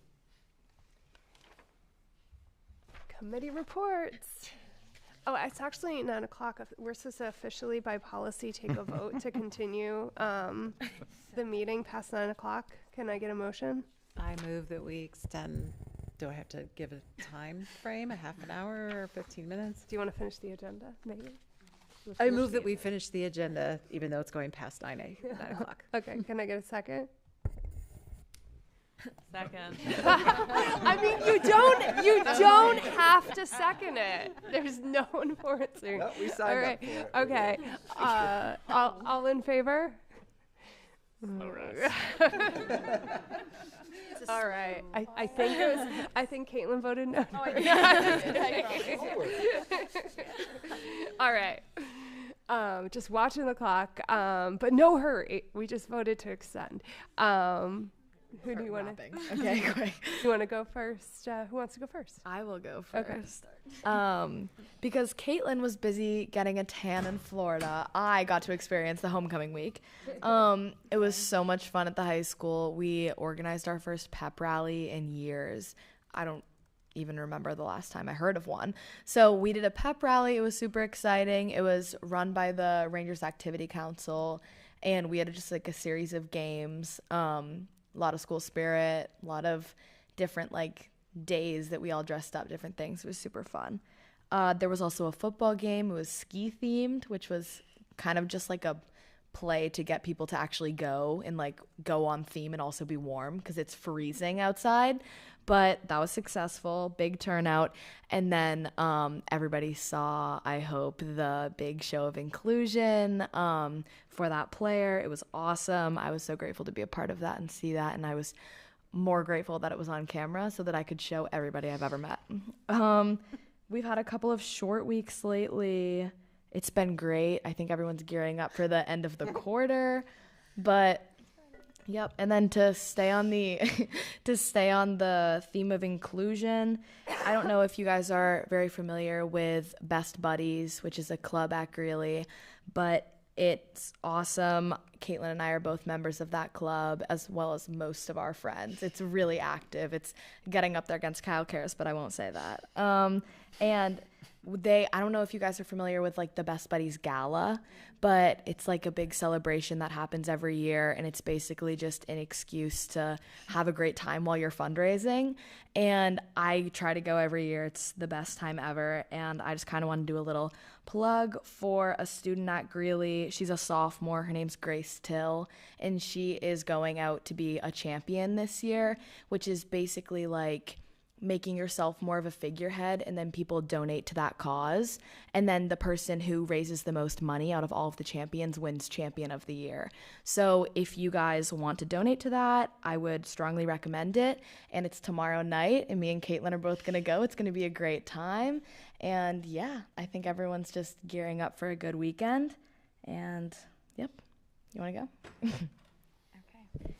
Okay. Like Katie said, I was gone, so I don't really have much to report. But like Mr. Porter previously mentioned, I'm the vice president of Kyle Cares here at Greeley.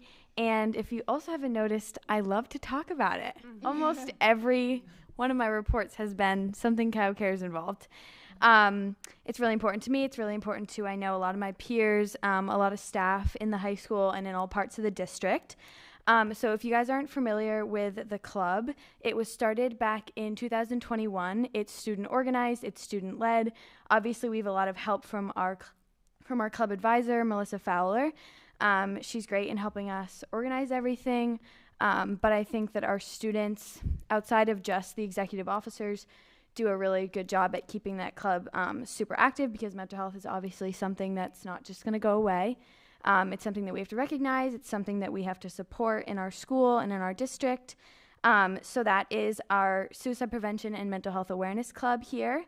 And as officers, we try to recognize events and days that show our support and all that kind of stuff to our students. And so 2 Thursdays ago, I want to say it was, we celebrated World Mental Health Day. It was actually on Friday, October 10th, but students weren't in that day.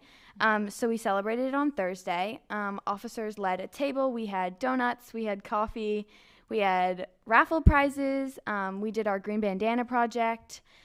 So that was super engaging for all the students. And then on Friday, when the students were gone, the officers still went in to celebrate our teachers, because our teachers are the root of where everything starts. We value our teachers. They create the school environment where we feel like our emotional security and our emotional safety is valued, and we want our teachers to feel that same way so that they can support us.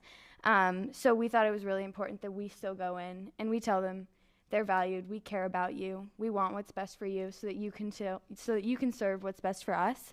So I thought that was really nice. I think I got a lot of positive feedback from my teachers about the donuts and the coffee. But other than that, just supporting their mental health, their mental well-being, recognizing that we care about them. We want what's best for them. So yeah, that's what I got. That is so awesome. Thank you for sharing that with us. And yeah, speaks so well to some of the themes from today. Awesome. All right, finance. Kim. Don't have much to report because we haven't met yet since our last meeting, but I have just personally been working on a budget analysis to understand trends and what causes our budgets, not that we don't know this, but just for my own satisfaction, so that as we look over why our budget increases, we have a better sense of trends over the last several years. So I'll be sharing that when I'm finished. Awesome. Thanks, Kim.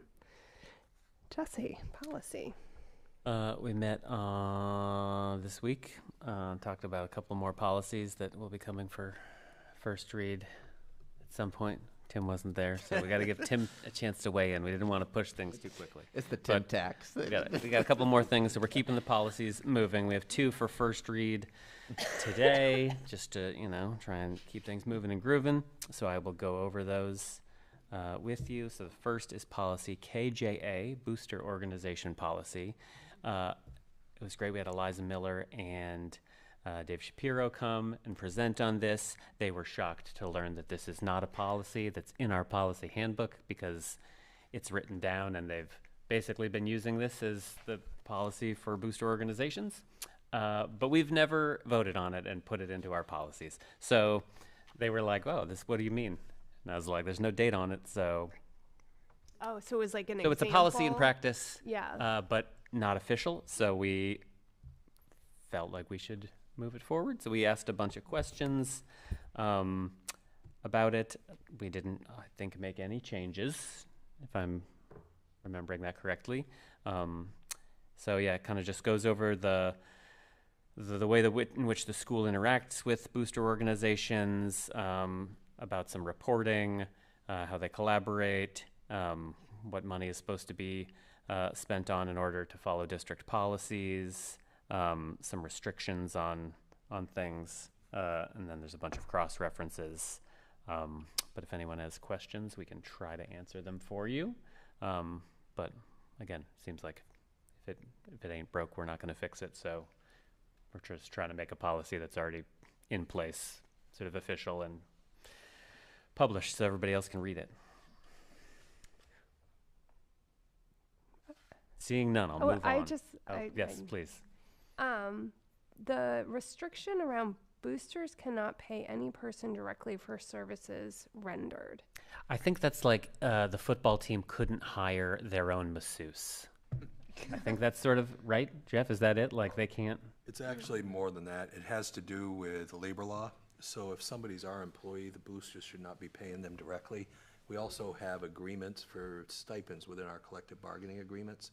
So we need to make sure that we follow those collective bargaining agreements for any type of coaching positions that might be hired or stipend positions that might be hired. So making sure that proper payroll taxes are taken out, all of those types of things. That makes sense. Okay, so that's why boosters can't hire employees themselves.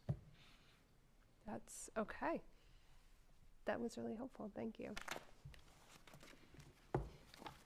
All right, I'll move on to our next one unless anybody's got more booster questions. Okay, this was a hot one. This is policy DJ, bidding purchasing requirements. Obviously brought to our attention that this policy was maybe not being followed to the letter earlier, so we took a look. And so since it had last been reviewed, or when it was adopted in 2013, there have been not one but 2 brand new sample policies from MSMA. The latest was 2025, so hot off the presses. So after much discussion, we thought it would be wise to just go with the new sample policy from whole cloth. There's one part at the end on federal procurement that we have in there, and that there's a much longer section we could have had in there, but we have our own federal procurement manual, I believe, so we just sort of refer to that. And then the other thing in this policy is choosing the threshold. So our last policy, it was costs over, and this is in 3A, costs over $35,000 had to be competitively bid or RFP'd. And so factoring in inflation, that has gone up to that 35 would be around 45, 46. And so we chose 50 as a nice round number. So for amounts under that, the superintendent does not need to put things out for competitive bid or RFP. I mean, still can. And that also is the threshold over which, if the superintendent does not put things out to bid for RFP, he needs to inform the board of that. You may remember that in our previous policy, there was a section where if the superintendent does not put things out to bid or RFP, they need to go through the finance committee for a vote. And we took that out of our policy because we didn't think it was necessary given the current administration we have. So I'm happy to answer any questions. We had a lengthy discussion about this, So I think you answered my question that I had. I'll just repeat it back to confirm. So this is the sample. Yep, just that number. We had to select that number, that $50,000 number. Okay. Some districts it's 10, some it's 100. Yeah, I mean, in between there. So we thought 50 was about right. Okay. Yeah, because I guess we thought 35 was low, and it was how many years ago? 50. Yeah, I was so like, with inflation, it's gone up to about 50, which is sort of why we chose 50. Okay. And I'll also note that there's now language in here about cooperatives, but it's mostly referring to the state cooperative. Using a place like Sourcewell, they use RFPs, so we could still use Sourcewell style cooperatives because they run their own RFPs. So through this, we could still use co-ops. Yeah, I saw the cooperative section. So I guess remind me if so you guys discussed and chose 50. Mm-hmm. How many, and I know you guys are working on a list of this, things would fall under this or be over 50 that would then be subject to this? Yeah, we started running that through the district. There's mostly what that would entail would be if you had a lot of your contracts for service work during the summer and things of that nature. So working with vendors over summer repairs, repairs to facilities, capital projects. You could also end up with textbooks that could be in that category, which could hit that level, and so that would be something that, I would assume, we have certain vendors for textbooks. You can only get textbooks in certain areas. Technology would be another one. Technology is an area where a lot of that is actually going through the state because the state has a lower level, and we buy through the MLTI program, getting great pricing on laptops, et cetera. Other vendors, there probably aren't a lot throughout the district. If we run you look through those. I mean, finance committee members see the warrants now. So if you go through, you won't see much that really reaches above that. Could be some service contracts and facilities. Could be another one. So like with Siemens and some of our other vendors, those might be possibility as well. But those are really the areas that aren't. It really isn't so much in our supplies and our equipment lines other than the ones that I just mentioned to you. Okay. And did you discuss, Jesse, like maybe 75,000? Yeah, we discussed all the numbers between 10 and 100 and settled on. I think Some people wanted it to go uphill. higher. Some people, I don't think anyone pitched it to be lower than 35, but yeah, we sort of talked between like 50 and 100. I mean, and basically the policy says anything over 50 has to be bid or RFP'd. Unless, section 3B, the superintendent can forego that when they determine that quality, expertise, time factors, other considerations outweigh the possible benefits. In each such case, the school board shall be informed of the superintendent's decision and reasons in advance of entering into a contract. So basically anything over 50, we think it should be competitively bid or RFP'd. But if there's reasons not to, like we got to get it done in the summer, we have a trusted vendor, then Jeff emails us, or in the case of the summer, he maybe does a report where he says, here are all the projects that are laid out for the summer. Some of them may go over 50. So here they are. So it's really just that communication piece. Okay. But that, You'll see them during the budget process too, things that will come up during the budget process. And we do competitively bid, and we do RFP things that are even under 50. Yeah. We do that as well, right? yeah. I mean, we've had a couple of things come up that we've done those as well. Mm-hmm. So. Yeah, and I think the spirit of our discussions was we want to be getting the best price for the items that we are, Regardless of. but we also don't want to be bogged down and spending too much time when, like, summer projects times are of the essence, and we want to improve communication. So we don't want to tie Jeff's hands in terms of getting stuff done, but also the board wants to be informed if, we're going with Dotons, we're going with Story Brothers to get stuff done during the summer. Jeff just has to let us know, and then, if somebody has a question, we can ask. Mm-hmm. But sort of improving communication around those things. Thank you. And to be clear, that's not giving Jeff the ability to just buy something for $49,900. It still has to be a budgeted item. This is just about the bidding. Competitive bidding or process, RFPs, yeah. which you assume Yeah. maybe would get you the best price, but that may not even be is not even always the case. So Bidding doesn't always get it. Construction management, for instance, the savings go to the owner instead of the contractor in a time and materials basis. So. We did talk about like different ways that a superintendent could take advantage of this or what that could look like, and Jeff kindly reminded us that he reports to us. So like it was a normal pattern of events, like where we have other means to like kind of make sure that that is rectified. But I think given Jeff over communicates, and I so appreciate it about budget stuff and what he's planning on spending, and gives us a little time to consider and rationale, that given where we're at right now, I think this is like kind of a give and take. Like he communicates to us, but it's also, there's some safety nets with a relatively low benchmark, right? For 50 grand is relatively low compared to others. So it seemed like a good balance. yeah, the state threshold's $250,000. Yeah. So you could just say,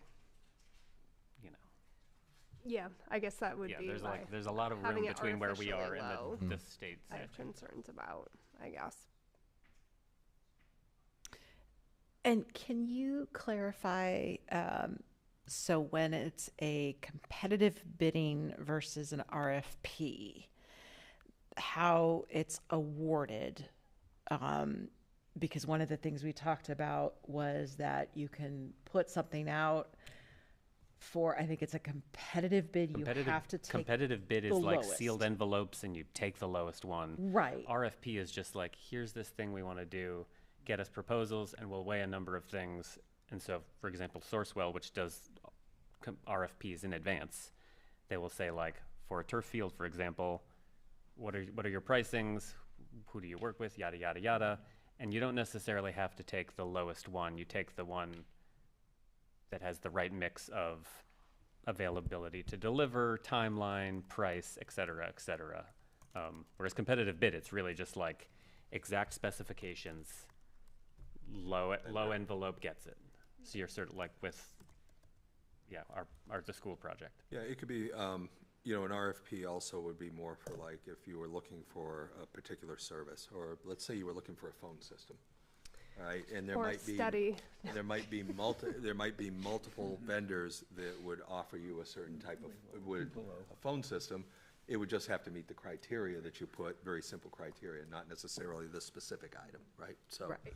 and that would be what you'd look at in terms of an RFP, a request for proposal. They'd be proposing Mitel or something of that nature. Another vendor might, go with a different phone system and produce that, and what the capabilities are of each. So that would be an RFP process. Right. Okay.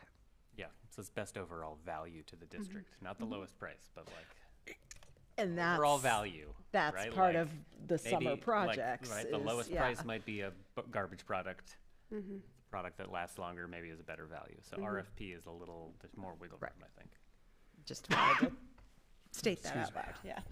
And of other districts of our size, is it 50,000? I guess who else has it at 50,000? Since we're Some districts revisiting of- this. So some of the 7 around us, some are as low as 10. They want the superintendent to let them know anytime he doesn't use an RFP or competitive bid, and some are up at 100. Okay. I think Yarmouth maybe is at 100. Don't quote me, but Okay. Yeah, and I guess I would so districts I'm around us, curious some are, of how they use it in some practice. are as low as 10 and some are up to 100. So it's Are we comparing to one that we're like, oh, this looks good, and if we talk to them, they're like, oh, Yeah. Okay, sorry, I know I keep asking a lot of questions. I was actually wondering about the inclusion of the specific numbers under main law. I get the value to having that as a reference point, but also just wondering, and it sounds like it's part of the sample, but I know, oftentimes we try to avoid being that specific so that if the law were to change, then, we've just referenced the law as opposed to the specifics, but just curious if I liked came it better up, when you were rusty and you were on the second read. Yeah, that's a good point. and I don't know, I don't know if Jeff or Scott could speak to how frequently maybe those aren't numbers that change very often. I don't know, but we'd have to change our policy every time that changed. I mean, your policy, obviously a policy can't violate state statute, okay, so as you're saying, I don't necessarily see a problem with reference in state statute in this because I can't imagine that the state statute on this particular policy would go below 250 for bidding another project or something of that nature, but I understand clearly what you're saying, so I think the language, the way it's written, would be okay on this particular financial one. The 4,000, that was one, that was like, Pretty low. yeah. It's subcontracting of transportation, that must be Yeah. what they're referring to there, right?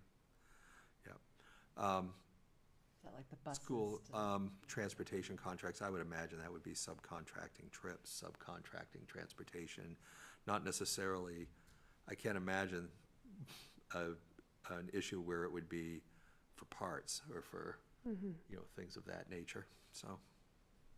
But yeah, just, should we would be revisit for just the- referencing the laws in this Yeah. versus the amounts? I think it's a good, valid question.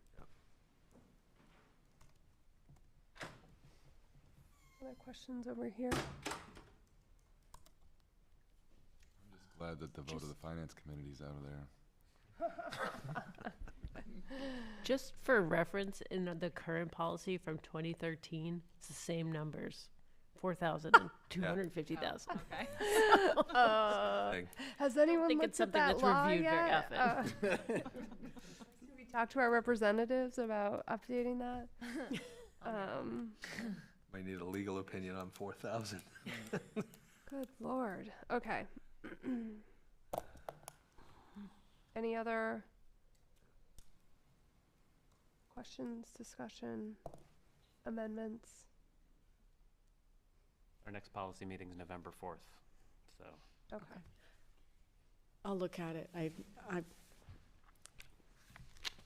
haven't been able to look at it this week. I had a death in the family, so I haven't given it the same attention that I would have. Yeah, send questions our way. Yeah, I will.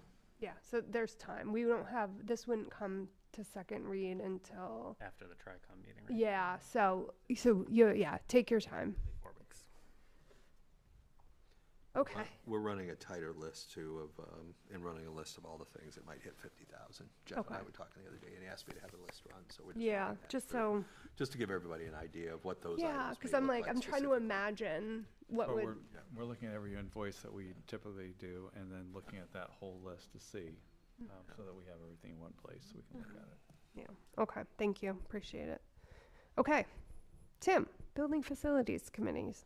All right. Well, Jeff talked a ton about it, so did Scott, in the superintendent's report. So just the one campus status. So I will refer you to that and save time. We talked a lot. We met last Friday, and we spent a lot of that time talking about the plan with the facilities move, and that included what we would do, how our partnership with the Historical Society hopefully would go, timing and planning. Dawn was there, so we were able to kind of talk about how much needed to be moved, where it would need to be moved. One of the issues is rate determining step is to have a building to move into. And that right now is projected at the end of November. So like, I think how we tear that down or when we disassemble the facilities building, and the plan for what ceremonies we have with it, we have a tight window. And Megan is all on top of that, so I will refer to her for that, just to kind of see what the latest status is. And if you want to jump in on that now, you can. But We actually meet tomorrow morning, so nothing new to add. Okay. Till tomorrow. Yeah, so I think we're just trying to figure out a plan with the Historical Society and with and also with Steve Blatt and different methods that we could do to honor the current facilities building while also making sure people are safe from any of the unfriendly things that are in the construction materials. So stay tuned for that, community, because it's definitely going to be soon. The other thing I'll reiterate, we are getting more submissions. That's really good. One thing is you don't have to, although we encourage it, you don't have to do it electronically. If you want to bring in paper like we have right now, we got an email with a really moving story from a student with over 100 signatures to honor our swim coach and swim director, Robert Hale. Yeah. Yeah, he's been here for a while. Oh, yeah. Daughter's my nanny. So just to throw it out that way. But anyway, just a really nice story. So people are sending them in. We encourage more and more. We're getting down to a week left. So please get your submissions in. And then we meet 3 weeks from last Friday. So what is that? I'll have to look that up. I usually have that up. Last Friday, 3 weeks from last Friday. Hold on. We meet the 7th, November 7th. November 7th. Thank you. We meet then after Found election day. it. Yes, we found it. And that's it. Just did the woman who came to that meeting is her? Oh, that's her. Is that it? Come on. That's it. Good. Okay. Oh, good. We have it. Yep. Good. With the picture to prove that it's awesome. Oh, wow.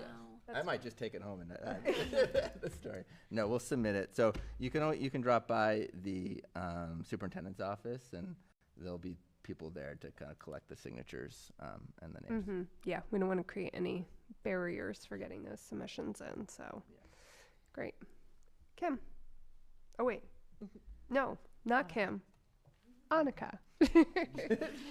It's getting late. I can't follow a list. I don't even know what day it is. So the curriculum committee met last week and went through a draft of our stakeholder survey for the strategic planning process, and got to a point, I think, where we were pretty ready to finalize that. And Mari and I met afterward to make sure that we had captured any of the comments that came up in that conversation. We've now added a meeting this coming week and are asking our committee members, as well as Jeff and Leanne, to complete that draft survey as it currently is, and kind of taking on the perspective of a member of the community or parent or student who is outside of us in our roles on the board or on the committee, and just to address any final issues that might arise in terms of, are these questions understandable? Are these headings understandable? And so in that next week's committee meeting, we will, we want to make sure that we get this right. So we will put the final stamp on that, hopefully, and then spend the bulk of our time discussing how we're distributing the survey and really making sure that we feel good about the channels and methods and timelines and number of times and all of those considerations for getting the survey in front of people and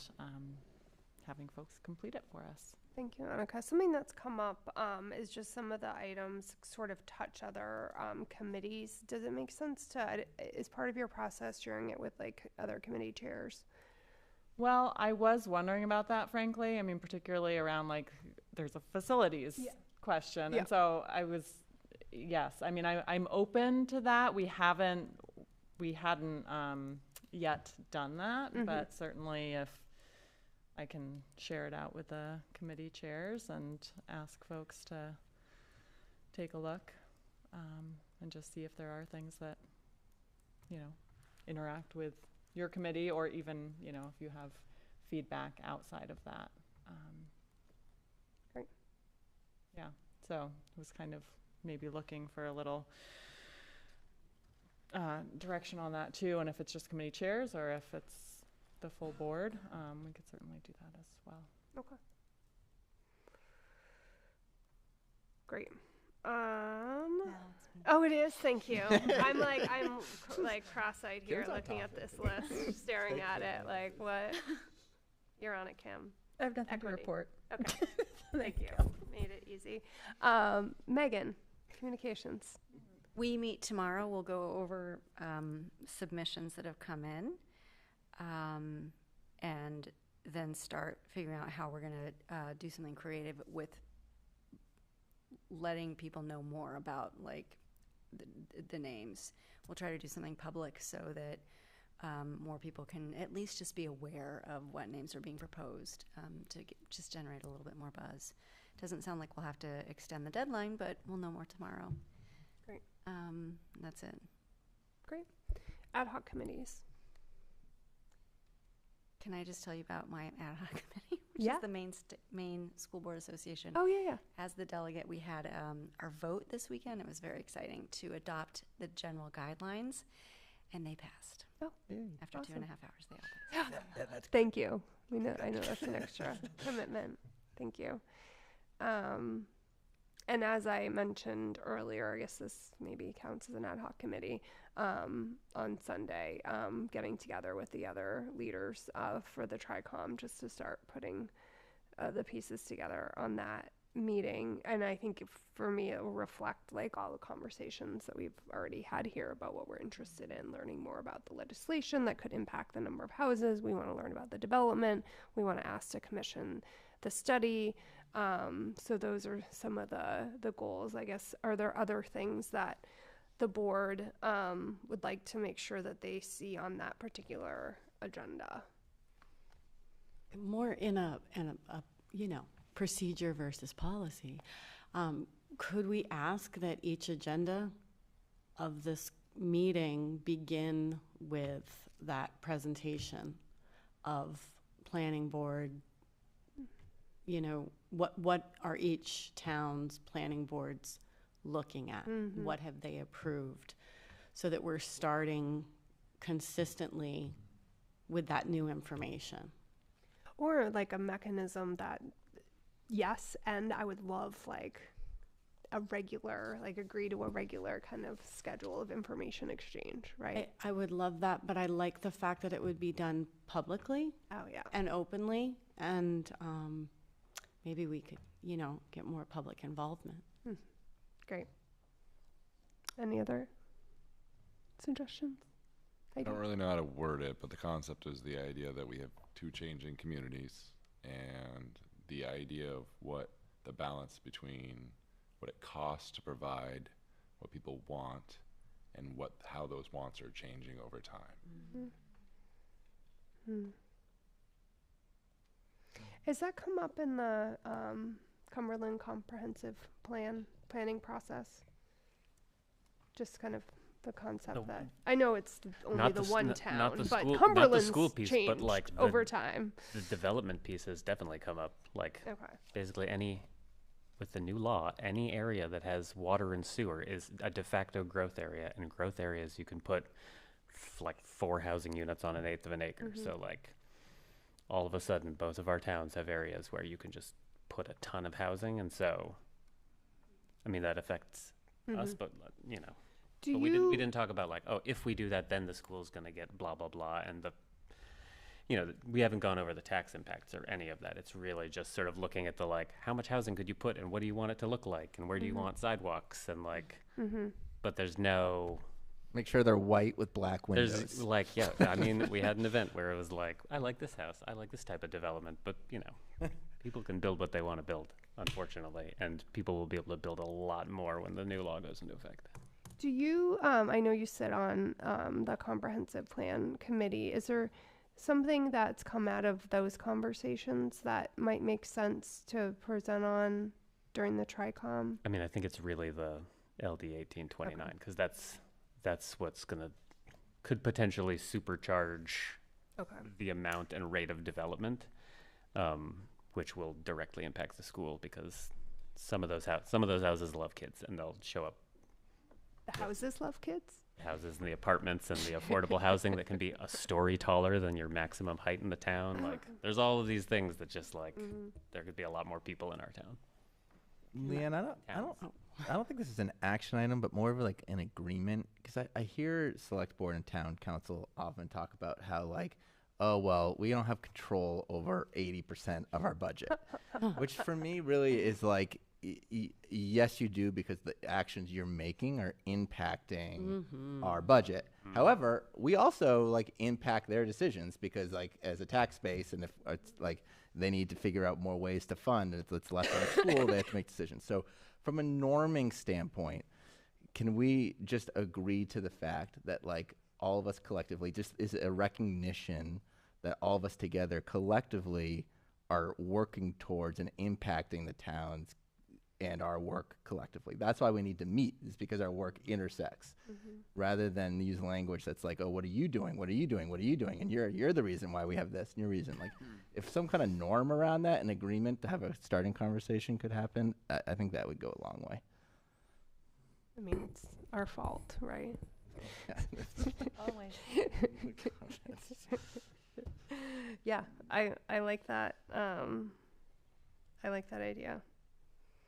Did we decide to include public comment? I would like to include public comment. Yeah, I will. I think TIG will have that on the agenda, and I'll definitely communicate that when we I think it's a meet. unique I don't opportunity. Know what their format. I recall it might have happened last time we were over there, but I don't remember. I don't remember. Yeah. I'm sure there's an agenda somewhere. And the other thing was, will we have the shared services spreadsheet that was talked about that there was a conversation about a spreadsheet of shared services shared costs. Is that the last time? Yes. And having that conversation. So the last time we talked about the spreadsheet specifically, I think we also were reflecting on the ways in which we share services that are actually going to save the most money is around like employee, some of the things that are a bit bigger than maybe some of the things that ended up on that spreadsheet.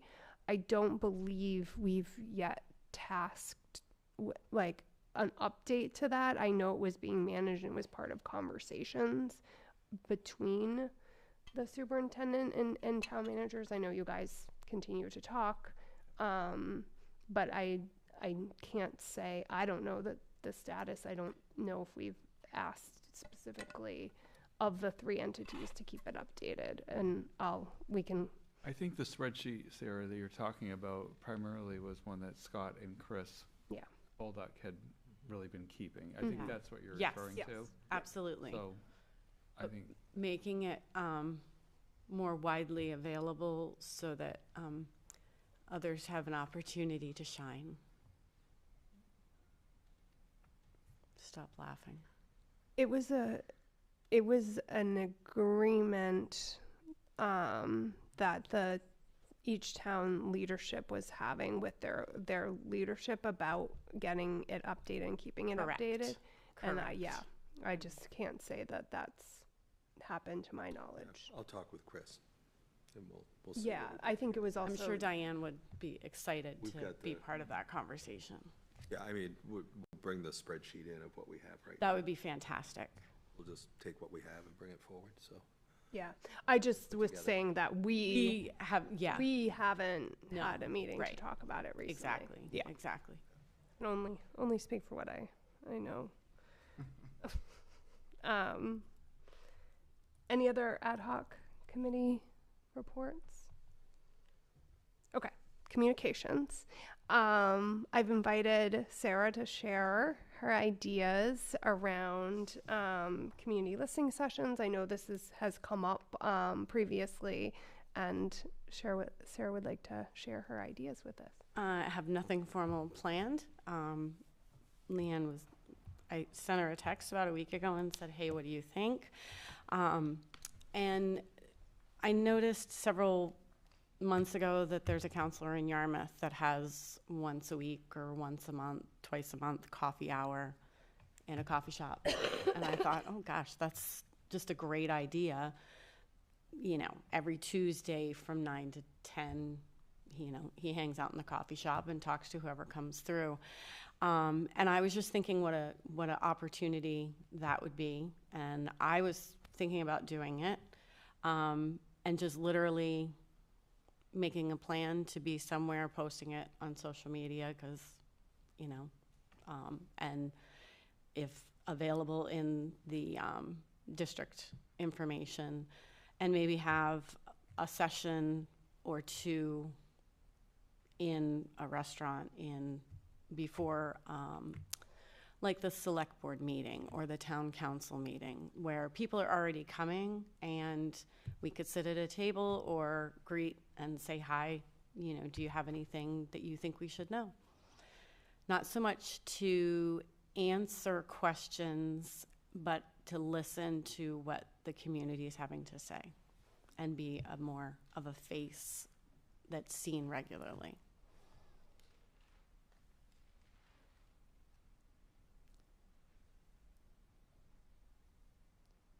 I think it's a good idea. I think sometimes it can be helpful if there's a focused question, like this is being discussed, you have thoughts, just because I think it can be sometimes difficult to solicit feedback. I know in years past, the board, I think, went to the farmer's market and sort of set up a table, but didn't get a whole lot of action.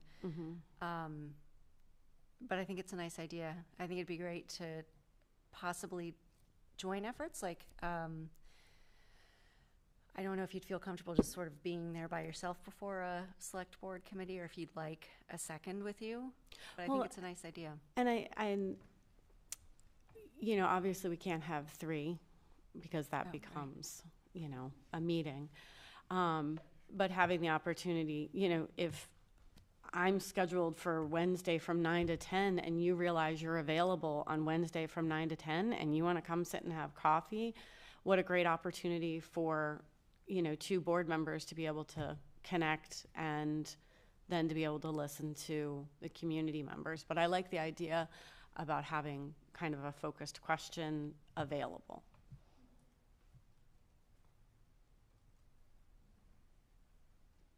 I love it. I mean, the candidate night last night was kind of a thought of like, hey, like that'd be kind of nice if we did it as not just candidates, but as actual members of being able to, now that we know stuff. Right. It's like a very different context to be able to sit up there in reality. I think the more the better. I think people have asked it. I feel it deeply with North Yarmouth, especially. I see people all the time and have those conversations. It's interesting to, I like Megan's point, and the communication expert is right in the sense of like people need to be almost in the frame of mind to be able to ask those questions. So if they come up to like Toots, they just want like an ice cream, they might not want to talk to me about like taxes. And I don't want to talk to them about taxes either at that point. But to your point of like, because I got the most conversation when I did the new school conversations in Mabel I. Wilson. I got the most people because they're in that frame of mind. And so I think this is a great opportunity, but how do we do it in a way where people are expecting or ready to be in the right mindset, and we are also ready to be in the right mindset to answer a bunch of questions, or one that's guided? I think Megan's right on with that.